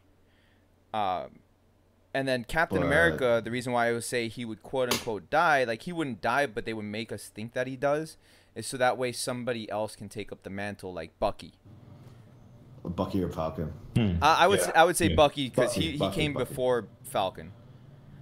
Bucky was more of a brutal Captain America. I know. That guy was like a monster. I would love to see that. Because correct. Yeah, another trilogy of Captain America, but with Bucky this time. Yeah, and that's a really good choice to put into place too. But at the same time, Chris isn't like he's not old. Like he can still go for another. Right, and that's what I'm saying. Like years. he would just quote unquote die, because if you read the Death of Captain America storyline, they made it seem like he died, but he didn't die. They brought him back. Yeah. So I feel like they would bring him back, just not tell us. Like not Shield, but Nick Fury would have something to do with Captain America coming back. Yeah, unless they totally screw us over in the Captain Marvel movie and he ends up being a Skrull. But listen, I don't want the Hydra Captain America story. Don't do that. I don't want. No. I didn't have fun with that. I didn't. But I want to say that with the new Captain Marvel movie coming out and everything, this provides like a perfect opportunity to bring in the new Avengers. So it's another onslaught. Doesn't that drop in the summer? Is it? What's that? What? The Captain Marvel movie. No, it drops next year, right before Infinity War 4 or Part 4. So what drops in summer? Is that Ant-Man and the Wasp? Oh, yeah. Ant-Man. Yeah, okay, that's what I'm thinking about. Okay, yeah. Ant-Man. But I think Ant-Man and the Wasp is gonna it's taking place before Infinity. Yeah, that's a prequel. Yeah. We're gonna talk about that. Save your thoughts on Ant-Man. Yes, I'm gonna save my thoughts for the ending for potential ending. Just save your thoughts on Ant-Man. Yes, I'll collect my thoughts. All right. Put a bookmark in that. We're gonna talk about that. Yeah. All right. So let's talk about Thor getting his hammer back, or not his hammer, but the axe, the Stormbreaker. The Stormbreaker, Stormbreaker. Now that whole sequence, like Peter Dinklage scene. Yeah, that whole sequence was actually changed a lot, because like we saw. We've seen like images and videos of like Thor with the Stormbreaker and the lightning and all that stuff, and then we've seen like there was Peter Dinklage was supposed to have a bigger role that was actually cut down. Yeah. And so like I love the whole thing, but I feel like Peter Dinklage wasn't used enough. I don't know how you guys feel about that. Mike, let me get your thoughts on that one. Yeah, I think it was as a new character introduced to it, that's an establishment of a new character that can be brought back later on and given more time in another movie. He's purely a device to bring us the axe, and for me, that's fine. Yeah, I'm fine on him not having, not having all the scenes that were involved in the movie. That's for their DVD. That'd be great. But Peter Dinklage back in another full movie iteration, I'm fine with him being there for that. Also, that character is still strong enough to bring into the next movie, right? Because we need that final battle with Thanos, right? True. Yeah. So like, you can't tell me that all of his family and friends dying is not going to be encouragement enough for him to join in, and he will join in with weapons of his own make. But he can't wield them. Doesn't matter if he can't wield them. His others can. His hands are like, they melted the metal onto his hands. Yeah, but others can. No, I know. Well, maybe because, you know, they're like, oh. Can't tell me he doesn't have did they get rid of a stockpile of weapons that he had? Like, you know. Well, but I mean, they're like, oh, why can't we have a whole bunch of Thanos killing weapons? And then Thor's like, because your mind would go insane. Yeah. But there's other stuff there. Like, you know, you don't have to have Thanos level killing weapons. You can definitely have stuff that'll help kill off his armies, because he's still got the armies to kill, right? That is true. So, yeah. That is true. Stormbreaker, a lot of people, if you don't follow the comics, Stormbreaker is actually an Easter egg for Beta Ray Bill. That's Beta actually Ray his Bill, hammer, and Beta Ray Bill was an Easter egg in Thor Ragnarok. But that's just a little thing. The other thing with, like, Groot. Let's talk about Groot. Obviously, we had the original. Died for the second time. Hold on. We obviously had the original Groot in Guardians of the Galaxy, and then in part 2, he was the little sapling Groot. Now he's teenage Groot. For most of this movie, he doesn't seem like he actually cares about anything. He's just playing his game. But when he sees how hard everybody's making, or how much everybody is sacrificing, and how much everybody's working to create the Stormbreaker for Thor, all of a sudden Groot cares. Now, what does that show as far as, like, character development for Groot? Like, Muscle. Let's talk about Groot a little bit here. About Tree. Yeah, you know, the Tree. Yeah, with the one scene with him actually getting off his game for a second, actually looking around, because that's the first time he actually looked. Like, he finally took his eyes off the game and looked around, see what's happening. That's how he felt.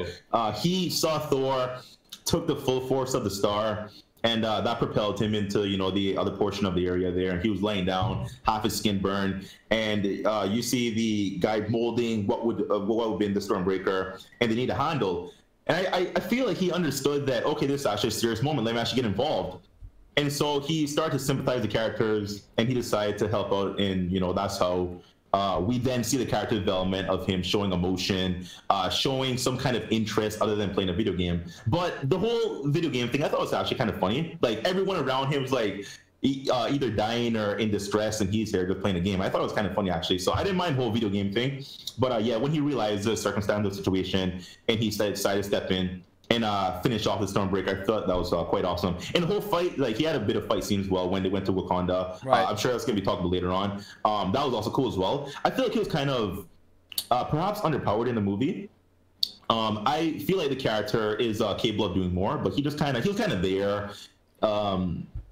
But yeah, he did get a bit of a development as the movie went on. But in the beginning, I didn't mind the whole video game thing. I thought it was funny. Yeah, I mean, I feel like Groot had a lot of character development in, like, the span of 5 minutes, and it was good though, because without Groot, like, he basically sacrificed a part of himself to become Stormbreaker. I thought that was really good. I like the way that they played that out, because it obviously hurt him to touch Stormbreaker. Yeah. And to like will past the pain and use his arm and cut his own arm off, even though he can grow it back, but he still feels pain, to cut his own arm off to become the handle of Stormbreaker. I just thought that was, like, it was a lot to take in for just 5 minutes, but in a good way. All right, so let's go back to Titan, which I actually titled this Attack on Titan. Because we got Iron Man, Doctor Strange, Spider-Man, them meeting the Guardians, which I thought was a funny sequence. It's like, who's Gamora? What is Gamora? That was good. That was funny. It was stupid funny. No, it's why is Gamora. Oh, why is Gamora? Yeah, why is Gamora? That's Gamora? What it is. I think I find it funny how Drax is like this stupid plot character. Yeah. Hold on. Speaking of that character, Drax, I kind of feel like he was underused a little bit, because Thanos killed his family, and his motive is to get revenge, right? They kind of just killed him off. They didn't really do anything with him. I really wish they would have shown more of him versus Thanos. He's not really the main character, but just because of what Thanos did to him and like the purpose of the character, I would have loved to have seen more of him, or I would have loved to have seen him survive the whole wipe of the snap. He didn't survive; he died. Spoilers, guys. So I just wish they would have done more with him. I really did. That was a little disappointing to me. How he just like he was there and he had like a little punch and that's it, and he died. So. I don't know, man. Like, I think one of the reasons why though. The last moment of the three-way attack. I think one of the reasons why though is because we already established how strong Thanos is, so we didn't need another one of those fights. I think that's why they didn't do it. Because obviously, Drax isn't as strong as the Hulk is. Yeah, true. So I think that's why they didn't do it. They could have kept Captain around though. They could have kept him around, and he could have had a moment in the next movie playing next year. Because you know that could have been his big moment. Oh, time for me to get my revenge. This is for my family. Like they could have had the character go in such a big way. You know, this is for my family. How dare you? And just like I don't know, like Russia Thanos. Although he knew he wasn't gonna do anything to Thanos, they could have had this big scene where he just rushed at him and then just sacrificed himself for the good of his family. But they just like took him out, like vanished. So they could have done more to the character. They really could have saved him and used him for something more, but he was just so underutilized, and that just burned me. Yeah, one of the things that I think they need to do for the fourth movie is when they're actually at the point where they're going to kill Thanos, Drax needs to be there, and he needs to act he needs to stab Thanos, or he needs to do something to Thanos, so we have that closure. Because without that, there's no closure. Yeah, that's the release of the Soul Stone when they all come back. I think right. Everybody should gang up on Thanos. Like they already talked about it. They did spoil they did spoil something for the fourth movie. They said there is a scene in the fourth movie with every single character.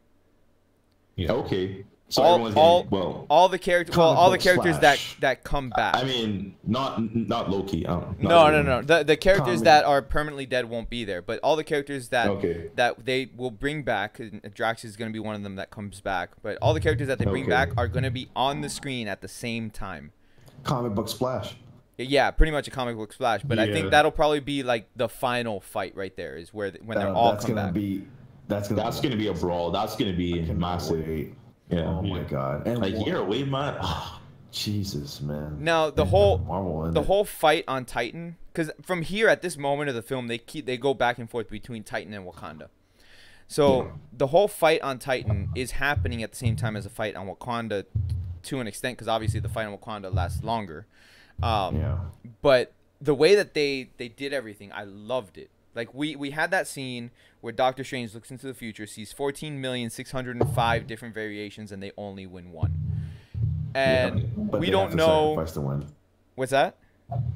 Yeah, but like in the process of winning, like they have to sacrifice everything. Yes. Yeah, that's how he knows the outcome. It's the end game, man. Right. So we don't know if Peter Quill flipping out at that moment where everybody in the theater is like, "What the fuck? Just no! Stop it."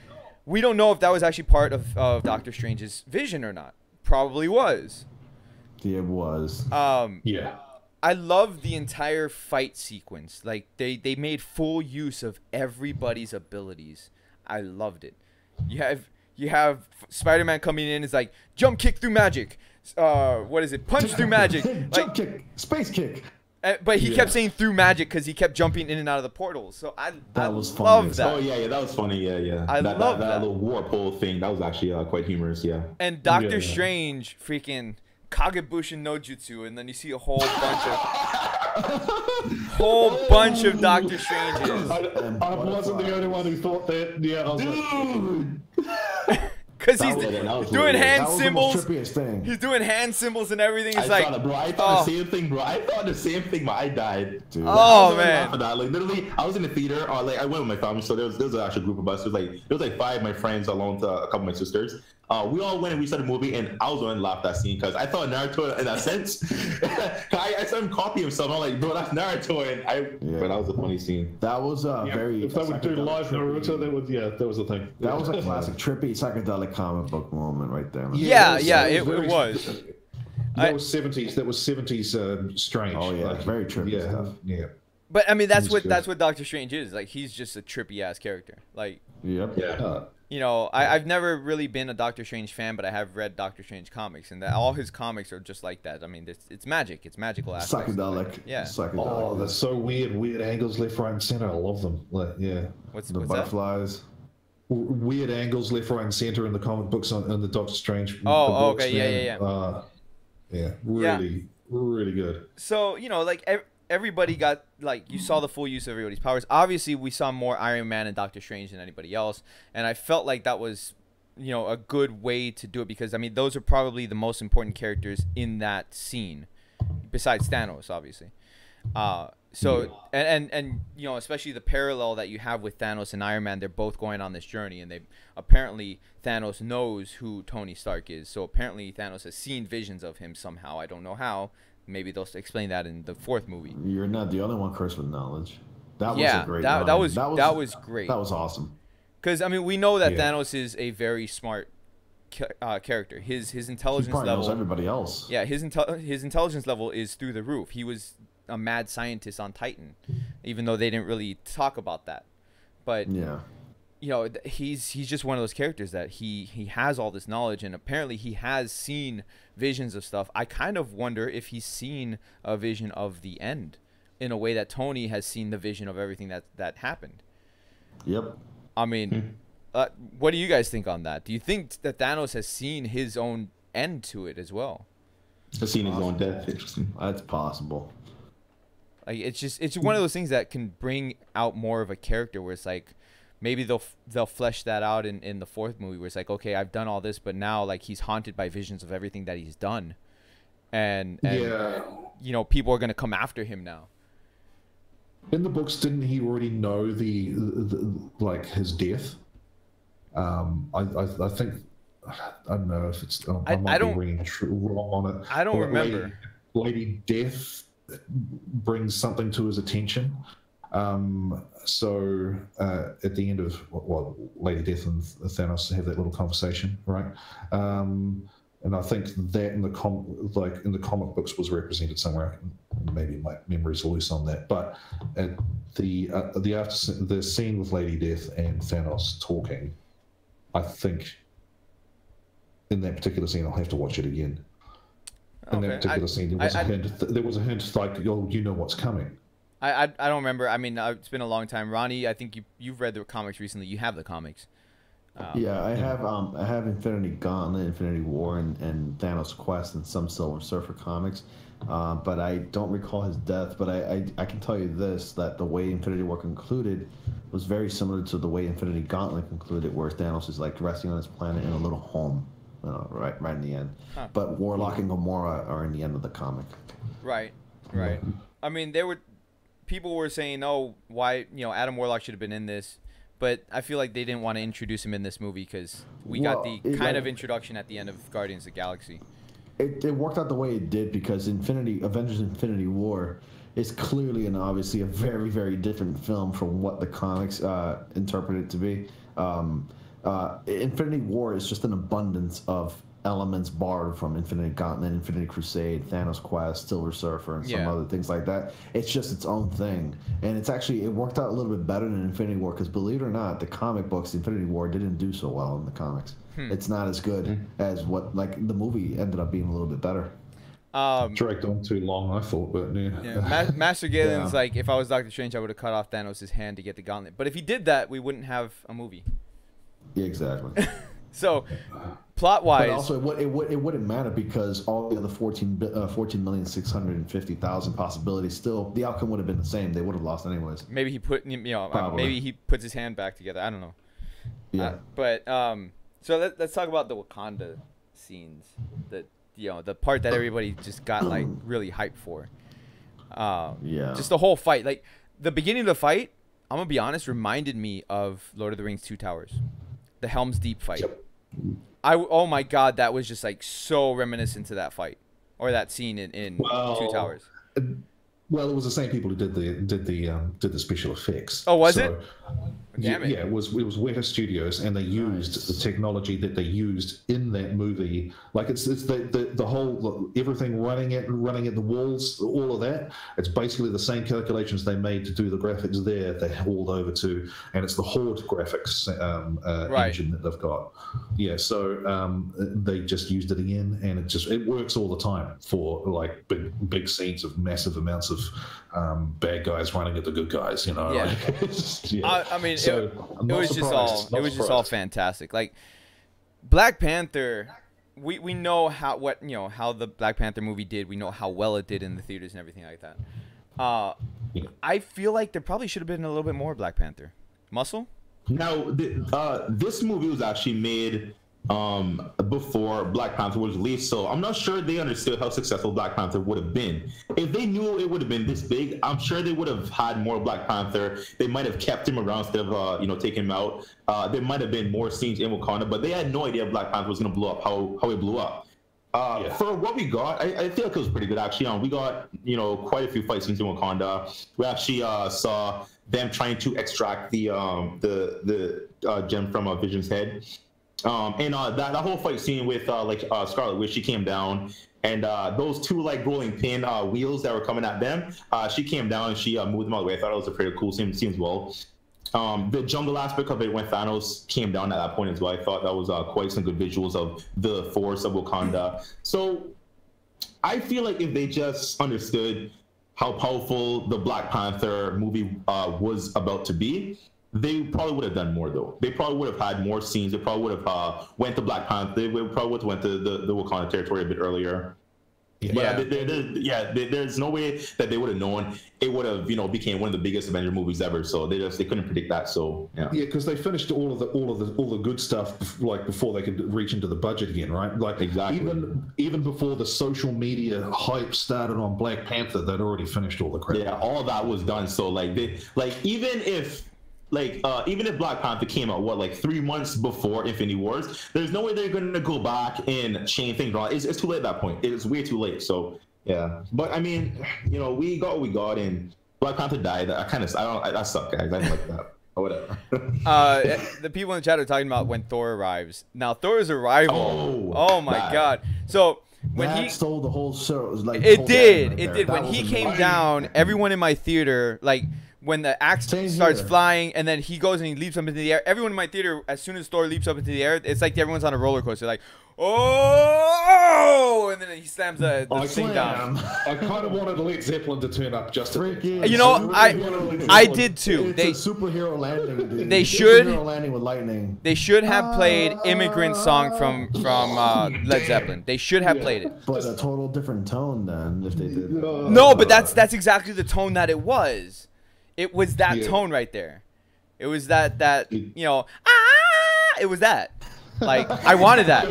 Hey, Chris, how does it go? How does it go again, Chris? I wanted that, man. I high pitched for it. I can't do that voice. Can't do that. That's too high pitched for me. I wanted that. It needed to have that was the only thing that was missing from that scene for me was that. Well, Chris, you should probably go see it another time, and then when Thor comes, just pop an Immigrant Song from go in front of the screen.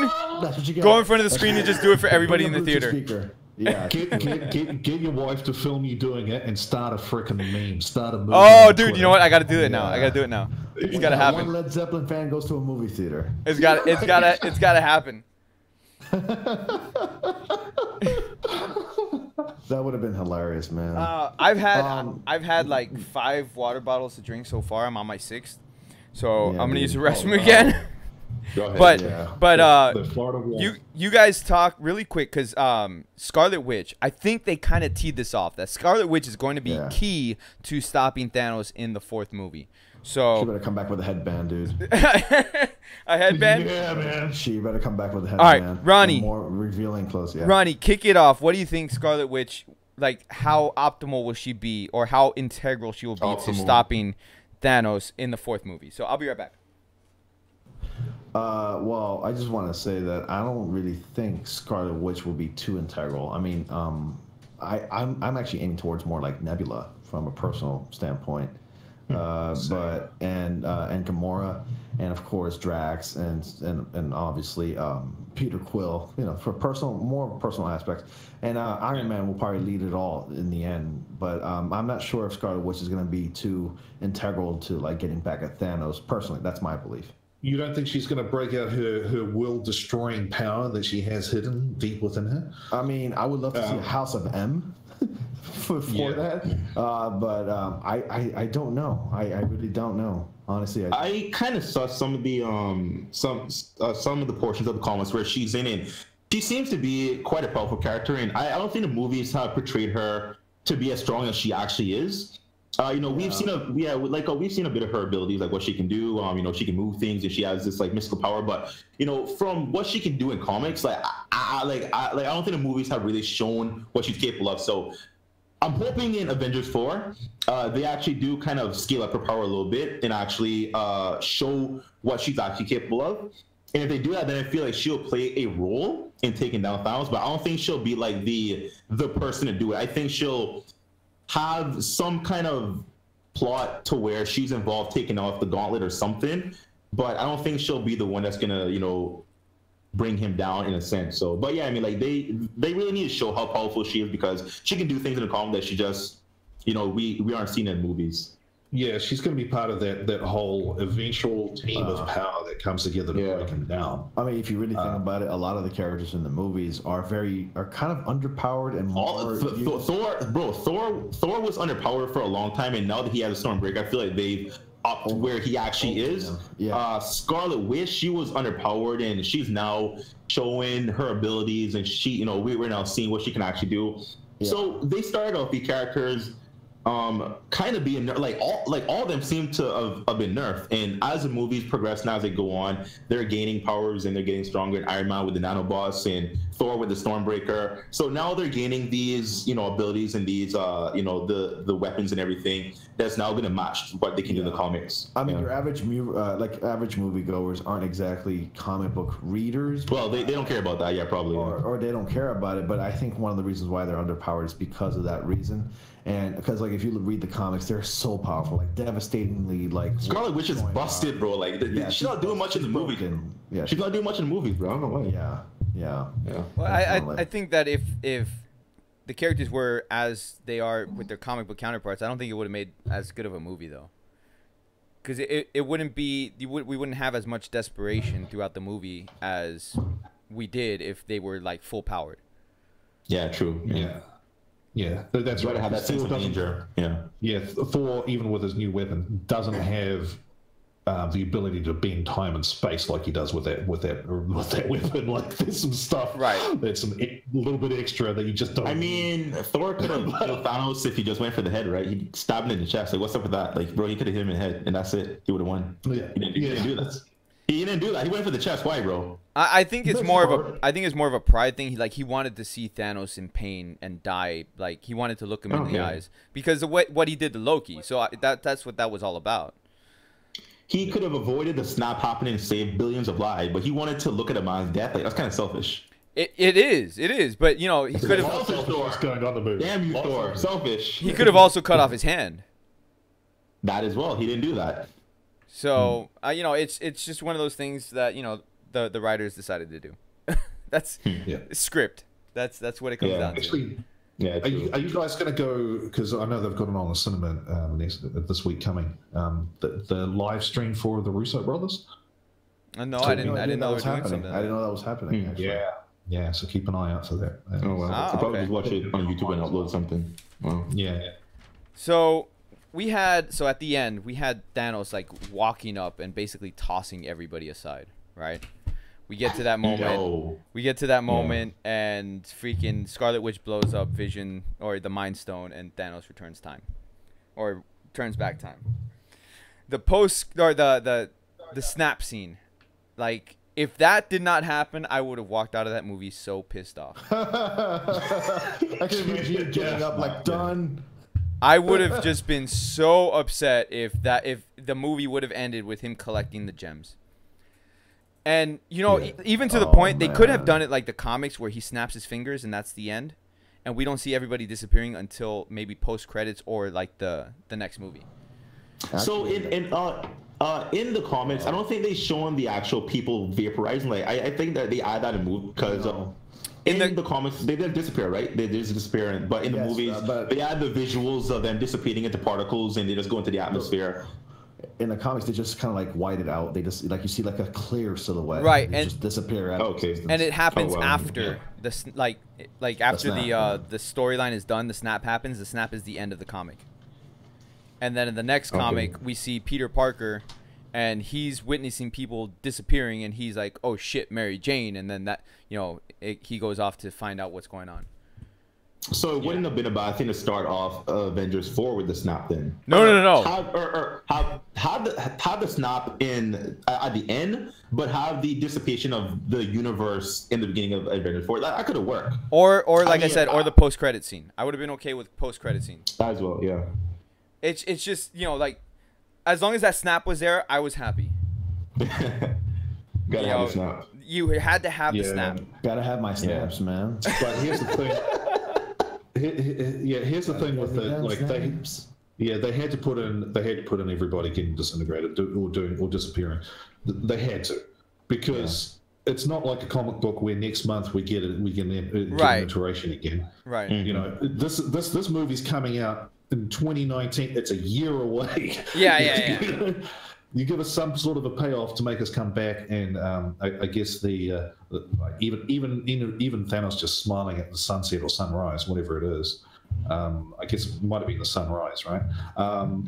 Him sitting there and smiling slowly at that is payoff as well, because we need to see that there is some sort of, I guess, feeling side to him. We can't call it human, can we? All the payoffs that we needed at the end of this movie are because it's just such a distance away, and there are many movies in between. Yeah. So it's starting to feel like comic books right now. Here's the thing with everybody getting vaporized or disappearing or whatever. They brought it down to the original Avengers. Like, if you watch everybody disappearing, the original Avengers that we saw in the first movie are the ones that survived. So exactly, you have who's it? Hulk is there, Iron Man, Captain America survived. Rocket Raccoon is stranded on Earth. He's the only surviving Guardian. Right? No, he's not. No. He's not the only surviving Guardian. Is. No. Drax Gamora died. Peter Quill died. Nebula is considered one of the Guardians at the end of Guardians 2. I'm sorry. Excuse me. Let me reiterate. One of the original surviving Guardians. Yeah. So, but as far as like the original Avengers, you had Iron Man, Captain America, Thor, Hulk, Scarlet Witch, War Machine, and Hawkeye. Now Hawkeye wasn't in this movie, but he's gonna be in Part 4. House Arrest. Yeah, he's under house arrest. Hawkeye. You don't like Hawkeye? I don't like Hawkeye, bro. He shoots an arrow. What is that? He shoots an arrow. I think he doesn't do anything. I forgot about him. He only has like 11 arrows, so like. But he's also a strategist though. Like he's very quick on his feet. He's very quick to thinking about what we should do in a situation. But they've already confirmed he's going to be in it. He's one of the surviving people at the end of Infinity War. So don't have to worry about him, because people are like, oh, he's not in the movie. Why? Well, because people are like, oh, we've seen him on set. No, you've seen him on set for Avengers 4. You've seen him on set for the 4th. Yeah, the 4th is already finished. It's been done filming. Yeah. Well, no, it's not, because they went back for reshoots. Oh yeah, for reasons. For reasons that they won't say. They said they're including a cameo that's being kept tightly lip secret. Like, yeah, nobody's. So it's Stan Lee the Watcher, is it? Yeah. No, I don't think so, because that's kind of a given. He should be in it. Yeah. Yeah, he definitely is. But as far as like the original Avengers being the ones that are left, because we've seen photo shoots and everything of them in their original costumes from the first Avengers movie, and people were thinking why that this was going to be in the movie. But Ant-Man's on the set. Ant-Man's on that same set at that same time. Right, exactly. Right. So people were like, oh, this is going to be an Infinity War. So people thought that Ant-Man was going to be in the movie too. No, they're saving Ant-Man for the 4th movie. So that scene with the Avengers in their original costume is actually going to be in the 4th movie. So, it's for one of the things, as far when everybody's disappearing, like it gave me that, and I'm sure everybody too, like that whole sense of dread feeling. Like everyone's disappearing. It's like, oh shit. Oh, and you see Black Panther leaving. It's like, oh shit, he just made a ton of money. shit. He's gone. Yeah, exactly. Yeah. Oh, by the way, some guy was screaming in the theater, going like, he said, "Fuck this movie." And Really? everybody- Damn. They should have done that. No, They should have done that, bro. The worst part is that as Black Panther died, that guy said it even louder, and it was a black guy. And, Oh, damn. And everybody was going like, "Yo, chill the hell out," and please stop screaming. And then when Spider-Man dies, he's like, "Yo, this is bullshit." Yeah. Well, like, when oh god, when It just made Peter the experience really bad, like for me. when Peter died, that moment was like the best Tom Holland that I have ever seen. That was a Doctor Who moment. I don't want to go. And that, oh my god, I cried That so broke much. my heart, dude. That broke my heart. Too all- soon, guys. Too soon. I'm Just a little emotional, right? kid. Just a All little kid all trying to three love. times. Powerful. All 3 times I saw the movie, I cried. Yeah, Damn, that that was scene powerful. broke my heart because he's just a little guy, just trying to help and do the right thing, and he hugs Tony like a father figure. Well, yeah, that's the other thing too. Is like you That- have the whole He's thing where like 16 years old. they started the movie with Tony talking about how he wants a kid and that he had this dream, and Yeah. he technically like, Spider-Man can be considered like almost Adopted like his son. kid, like his almost adopted son, especially after Homecoming, and just to see him hugging Tony and being like, "I don't want to go, Mr. Stark. I'm sorry." Like, I was just like, dude, yo, that's too much. Especially I wonder if Aunt May disappeared or if she's left alone now. I don't think we're gonna find out. Honestly, I don't think we're gonna find out. Off screen, maybe. Yeah, it was just one of those things that's like, oh boy, man, that just like hit too hard. Because everybody else disappearing, like you had Falcon disappearing, Rhodey's like, oh, where is he? Where are you? Where are you? He's looking for him, can't find him. Oh man, the best part of those scenes of those characters disappearing is how quiet the scenes are. There's no music. There's nothing. There's dude, nothing. Yeah, you just hear like little like just sent- dust of it like sends vapor. chills. Yeah. And It chills to me. and man. everybody in the theater too was just like, yo, Like, everyone's oh my god, no! No, Some in people go my- like, no. in my theater, it wasn't even that. It was just silence. It was just silence. Jesus. Every single time I saw the movie, just silence. I'm like, Cause how sad it is. it was just so much. It's just such a heavy scene. You don't want to say. I You just don't. heard You don't want to breathe. Inhalation is all I heard. You. I didn't even hear Let me that. ask you a question. So, with the scene of Spider-Man dying, so it seems like he vaporized a bit slower. Was that because of suit, or did they actually like just extend that for the moment there? Because It might have been he, the moment. yeah, he took seconds, whereas everyone just like boom, like he took like a minute or two. Everyone just vaporized in a second. So Yeah. I was thinking, is it a suit kind of keeping him intact? Like, well, what is that? Like, what No, is he sticking around so long I for? think they just extended it to give you that They just did emotional. that? Yeah. Yeah. Okay. I think that's Yeah, what it is. just to give you that line of Mr. Stark. I don't feel Man, they're just trying to burn the soul. Like that's. And then wait, Pull hold on on. the heartstrings. Hold on. Peter Parker saying, "Mr. Stark, I don't feel so good." That's probably Peter Parker's spider sense going off like crazy. it could be Knowing too. that he's Yeah. gonna- You know what? Knowing that he's gonna be dying, knowing that he's gonna sense. Holy he's- crap. He senses that he's in danger. Holy That's crap! his- I didn't that's his even spider think sense about going off that. like crazy. Yeah, that's why he senses danger. Remember, so That's he can detect right. danger on himself. So he's like, yeah, I don't feel so good, and that's his spider sense driving his head crazy. Holy probably. crap! That actually explains a lot as to why he was saying that, and that's why that scene was kind of He was extended. able to detect it earlier. He was Yo. able to detect it. You know how Oh, much interesting. You know how much torture your brain would go through at that moment, knowing that you're about to die and you can't do anything to stop it. Wow. Yeah. Especially for a kid that he's supposed to be 16.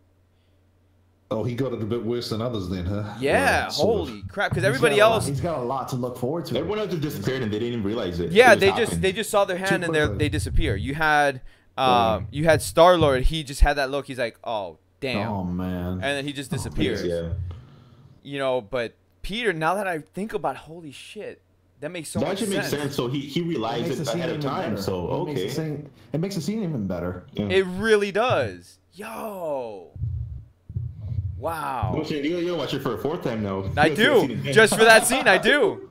I do. Does he start Well, disappearing now? that and for the Led Zeppelin thing, but Yeah. Oh yeah, you Just gotta to do you that. gotta You gotta have throw it. it in. Hey Chris, so gotta- tell me how does you the Chris, how does the immigrant song go again? no, that's enough of that for right now. Take it off my headphones. There's an immigrant song. Chris, Really? Well, that's the name of the song. That's the name of the song that plays. It's Thor. Led Zeppelin, Led Zeppelin. immigrant song.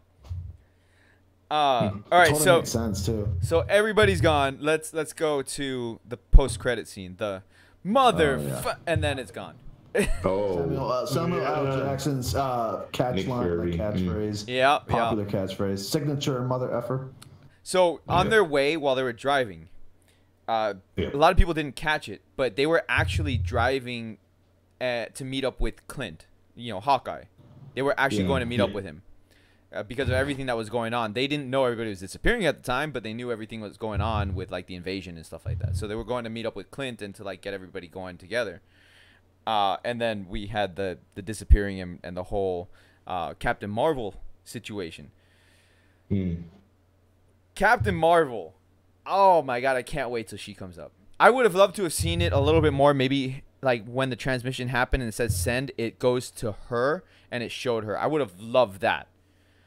It sucks they didn't do that, but I feel like with how they did it, it actually keeps the suspense because we are just so excited to see the character. If they would have shown a glimpse of it, that would definitely have been hype. But now we're all just excited for the Captain Marvel movie to drop, leading into Avengers 4. I feel like how they did it was, it was good enough for me. How about that souped up beeper? How about that beeper from the 90s? Jesus. Yeah, exactly. Yeah. Like it's like 2018. He has a pager. Like, what is that about? Well, that's because the last time he saw Captain Marvel was in the 90s. Yeah. It's crazy. Pagers. But here's the thing. This is the scene that I would have liked to have seen. I would have liked to have seen like the whole Superman thing, where Captain Marvel's floating in space and we just see her from behind and then it ends there. I would have liked that. Just that little glimpse. To give that Superman And scene. she takes off. No, not even takes off. It like we see the signal and then it goes into space, and so like we technically follow the signal into space, all the way to where she is, which is where the Kree Skrull land is, whatever, Kree Skrull world. So we follow the signal there, and then we just see her, and we hear a beeping. Or we see like a red light and we just see her from behind in her outfit. I think that would have just been a good way to end that post-credit scene. We just zoom into her chest and see the logo. I think that would have been cool as well. I'll take that. Yeah, why not? End the scene with a boob shot? Yeah, let's do that. I'll love that. Take the beautiful way to end it. Yeah, definitely. Yeah, throw some sexuality inside there. So. Yeah. I mean, she's a great looking woman, right? So Brie Larson. Yeah, like nice blonde, blue eyes. She has a Stark personality from She Tony does. Stark. She does. She's like, and I can't wait to see that in a woman and whole competitive. A powerful woman, bro. That's scary. Well, that's I mean, scary, bro. Everyone. Hold on a second. I want to see that contrast between Tony Stark and Carol Danvers because they are very competitive with each other in the comic books. Yeah, they're the reasons why Civil War 2 was started. Yeah, and like everybody asked me always like, oh, how is Brie Larson gonna play Captain Marvel? And I'm like, she better portray her the way that she is in the comics. Like she is the female, arrogant, tough. She's sassy, the female Tony Stark. That's what she is. Yeah. And she exactly. needs to be just like that. And I she can hopefully she can do that. She does she does lead the new Avengers, in the comics anyways. Yeah, so she I would does. love to see that. All right, so let's get into speculation, and then we'll wrap this up. I got a lot of speculations. We're going to go into theory at this point because we don't know, obviously don't know what's going to happen in Avengers 4. So, we got Ant-Man and the Wasp coming in June, and that takes place before Infinity War. But they're speculating that it ends after Infinity War. Yeah. And a lot of the theory that I've heard, because they can go into the quantum realm, is that they're going to be in the quantum realm at the end of the movie, and they come out in maybe a post-credit scene where they see everybody disappearing. Okay, I had this idea that will like totally break people's hearts, but hear me out real quick in Ant-Man and the Wasp. That his daughter disappears and he sees him? Jeez, goddamn it, Chris, you stole my thunder. Fuck. I've heard that. I've heard that theory too. Check it out, okay? Since you already said it, Mr. Steel Thunder. Listen, okay. That's a good superhero name. Mr. Steel Thunder, Mr. Steel Thunder. It's also a good stripper name. Yeah. Steel Thunder? Or Mr. Thunder? Thunder Thighs. All right, go on. So, as I was saying, yeah, they come out of the quantum realm, and then, like, you know how the movie has, like, a comedic vibe, and it's, like, all fun and games and everything like that? Yeah.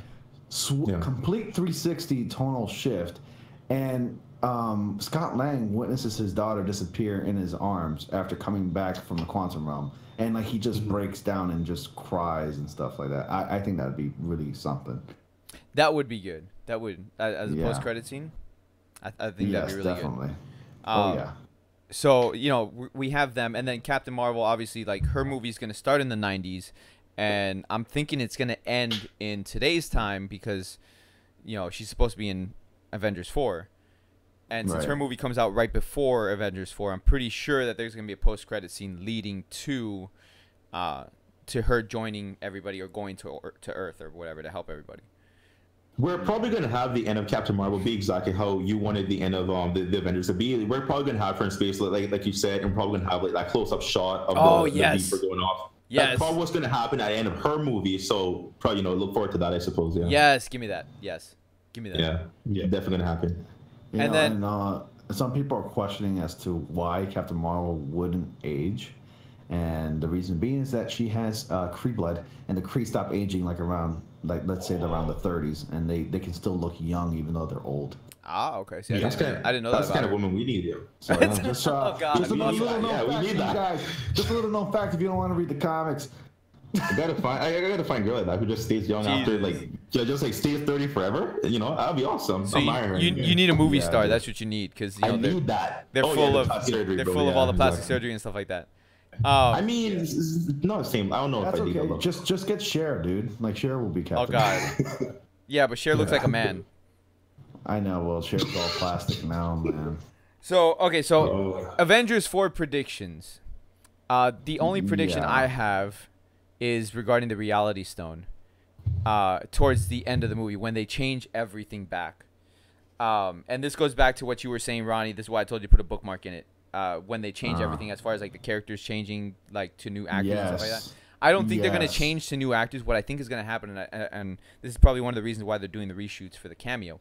Oh, I have a very, very strong suspicion that we are going to see Fox characters at the end of Avengers 4. You have a strong... Oh, because by the time the movie comes out, the deal would be done. Right. Seal for X-Men. Possibly. So I have a feeling we will see where combining, I see what you mean. Combining the realities of that Earth with the other Earth right, from Fox. exactly. So I have a feeling... Oh my God, it's brilliant. I have a feeling we'll see, instead of the Avengers Tower, we'll see the Fantastic Four Baxter building. I'm so with you on this one, Chris. I think that can happen. So I think it could. best cameo they could ever do would be to bring in Hugh Jackman. Wolverine. Best cameo to do. Even if he's like Spiderman, even if he's not going to play Wolverine any further, at least bring him in just for that one cameo, and then he can be done. That's all we need. Why doesn't he just come back as Old Man Logan? He's Old Man Logan in the comics. He died. In Avengers. I know he died.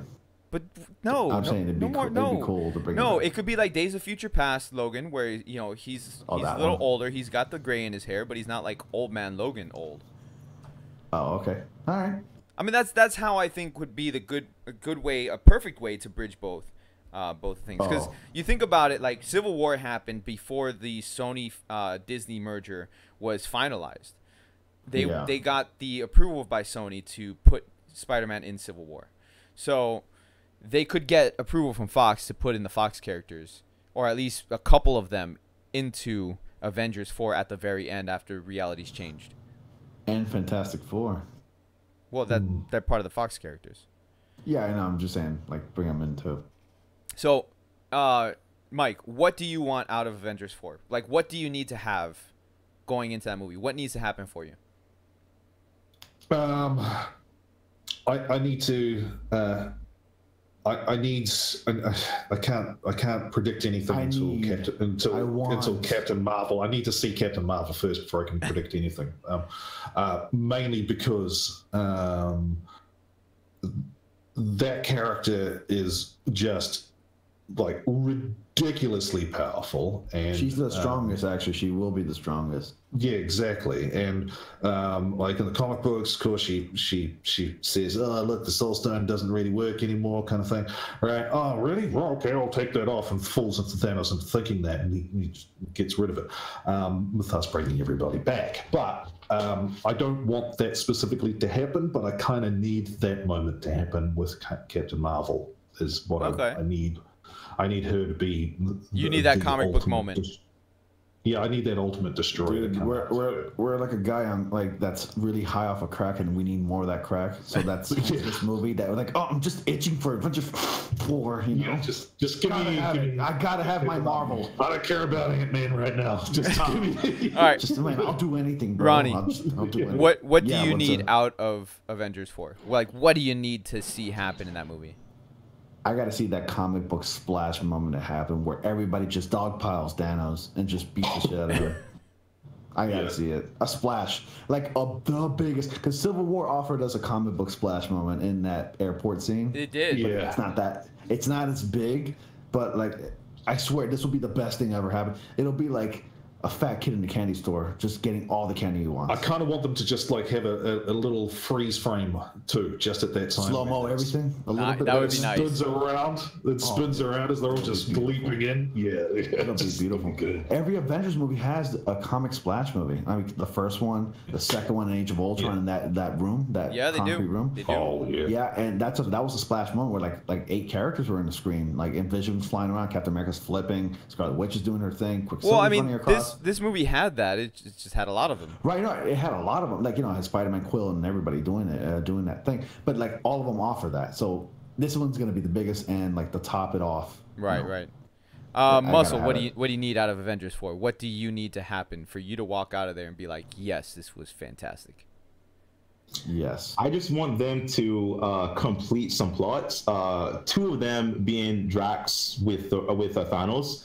I want Drax to come back and have his moment. He's not the most important character, like, you know, he's not the most hype, but just because of how the character, his motives and what his purpose is, I want him to come back to have his moment, to get his revenge.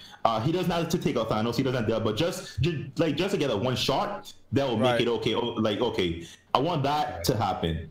I want them to explain why Thor. No, sorry, not Thor. Sorry. I want them to explain why the Hulk is not turning into the Hulk. Now that's probably going to be explained. He's probably going to do it, but I want him to actually say, "Oh, I can now turn into the Hulk because I've overcome the fear. Oh, I'm back into the Hulk now because I've been able to connect those 2 minds together to be a better Hulk." I want that moment. I want that. So okay. Yeah, because we started in Avenger 3 where Hulk and Bruce Banner, they were kind of fighting back and forth, like, you know, Bruce Banner would be, Hulk, come out. Hulk is like, no, I want to see them merge. I want to see them merge to be. Sorry, go ahead. You want the Hulk from the 90s where it was Bruce Banner's mind in Hulk's body. Oh yeah. You want Mr. There we go. Yeah. So those 2 things for me, the Drax the Destroyer. That for me, just like a personal thing, I just want to see that character, justice. I want to see him get his revenge, and I want to see the Hulk and Bruce Banner kind of work together and become the ultimate Hulk. That's what I want to see from the Hulk. I gotta say though, that's gonna be powerful. Yeah. If that's gonna happen, we're gonna have to see the Hulk in like a complete 2-piece suit. Because he wears like a brown suit in the comic he books does. He does. Because he's like dressed like a very sophisticated man, and that's, you know, he's very intelligent. But he's got 1930s. He uses a Tommy gun for crying out loud. Man, I got to see that happen, man. Like, dude, and people will throw jokes at it. It has to happen. For me, so I think that's sorry. Just want to go ahead. Jump on that little point, just to wind back to an earlier point, just for reincorporation, because that's always good in storytelling. The fight of Hulk not coming out on his own, I think Hulk knows that it has to be both of them. Exactly. That's what I want to see. They both have to be in sync, and they both have to want the same thing. They both have to understand that these are the stakes, and we're both willing to risk it together, thus making a better Hulk. I want to see that 100%. Bro. Wait, hold on. Now, circling back to that, the Russo brothers did state that the Hulk's arc is part of a trilogy. Thor Ragnarok was the first, Avengers, and then the second one. Hulk has his own trilogy in these movies. Yeah, because they refuse to give him his own movie. Universal is being a butt right now, so they won't give Hulk the movie. They should give his own, bro. Hulk needs his own movie, bro. And then Russo's like, you know what? Then fine, we're gonna give the Hulk an arc throughout these movies, and then it'll come out with the BAM in the last Avengers film. Or okay, I mean, I'll take that. I'll also take that. Yeah, dude, that'd be cool. Yeah, for me, I need that final scene as well, where it's like everybody's just like getting their last shots on Thanos before he dies. Yeah, I need that. Especially Drax, especially. And like I said, I would love that post-credit scene when they change the reality and we see the Baxter Building instead of Avengers Tower, and we see like maybe the X Mansion or whatever. Like, I would love to see them just finally like merge Earth. it. Yeah, just merge the universes. Who do you think bought the Avengers Tower in Spider-Man Homecoming? Nobody. I don't think anybody bought it. That's what I'm saying. I was leaning towards Oscorp, but whatever. No, I don't think anybody bought it. I think that would be a good tee off to be like, okay, it's now the Baxter reform Building. Reform to the Baxter Building. Yeah, I think that would be a good way to do it. Anyways, guys, that's it for the discussion today. Thank you everybody for joining. Thank you Solitaire, Noosu, Astonish, and Muscle. Everybody, go down in the description below. Sub to all these guys. You say aw? No, well, I wanted to actually add a little bit more, but that's okay. Don't worry about it. Oh, we can talk about it later. It's right, no 2 hours already. This is like we don't want this to be the length it's of the movie. No, the perfect podcast. Yeah, definitely. But anything you want to say before you go, Mike?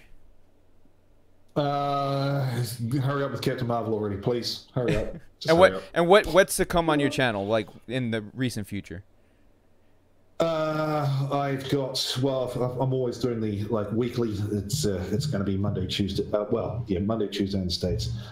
It's Raw and SmackDown live reactions. There's some wrestling stuff coming up, and as well as gaming stuff. So all of that is coming very soon. So, and of course the latest midnight release parties. So those games when they release for me first.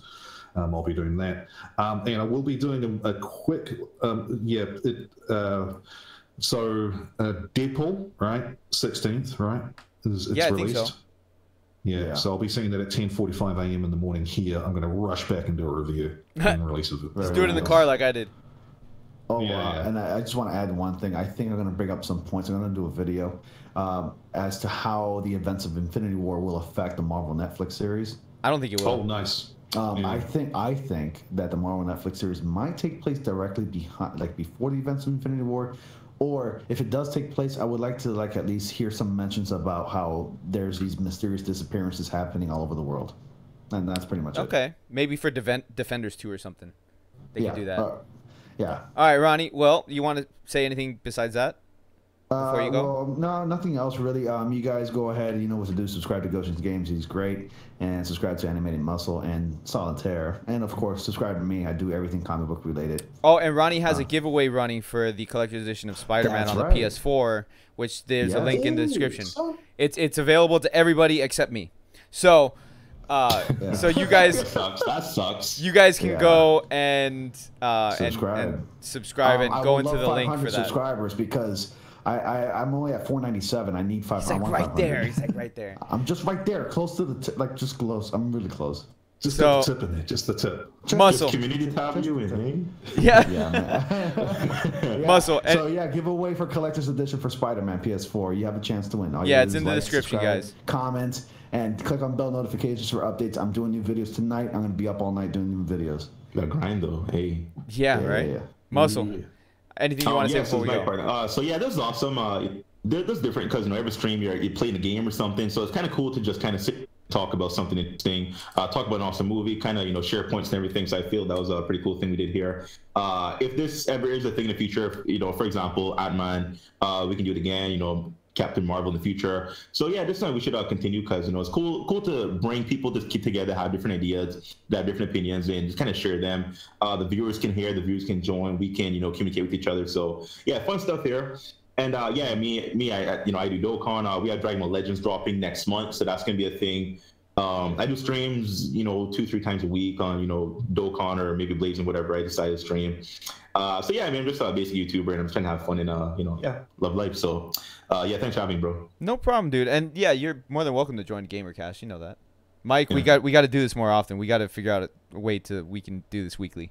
Yeah, bro, you gotta add bro. You gotta add more people to this, man. Like, you gotta get like. Oh man, it'll be fun. It'll be a crossover. Yeah, like, you could probably have like a once a month and have like special guests and different topics and talk about different things. Wouldn't mind doing that. It's just hard to get a hold of people sometimes. Yeah, bro, you can. I mean, you get a hold of me, bro. So I mean, hey. Yeah, I got you. I got you on speed dial. Yeah. So before I go, one of the things I want to say is, Muscle, you need to stream SAO. And I need to. Muscle, start working on that Nomad costume, dude. Oh yes, I'm putting that on Twitter, dude. That's on. Just wait, just wait. Get Nomad Muscle. Give me like 15 minutes, and that'll be on Twitter, man. I'm gonna get that shit trending. If that gets to 1,000 likes, then I'll I don't know. I'm gonna get that shit trending, man. I don't know, bro. You're gonna wear that costume if you get to 1,000 likes. God damn. Also, you'll gain some subscribers. How many subscribers do you have in Muscle? Too many. 61K. He's got too many. 61,000. 61,000. Yeah. All right. Yeah. Let's see. 70. Let's say 100,000. You wear the costume. No. End of year. No. I want to see it sooner than that. I want to see it sooner than that. God damn it! You guys didn't wreck me, bro. You trying to end my career. People can laugh at me forever. 1,000 likes on Twitter. You wear that costume. All right. So that's a consideration. How about that? Okay. All right, so we're out of here, guys. Thank you so much for joining. Everybody say bye. Bye, guys. Thank you for watching. I'll see you all on the next comic panel. Stop to the boy. Bye. Later.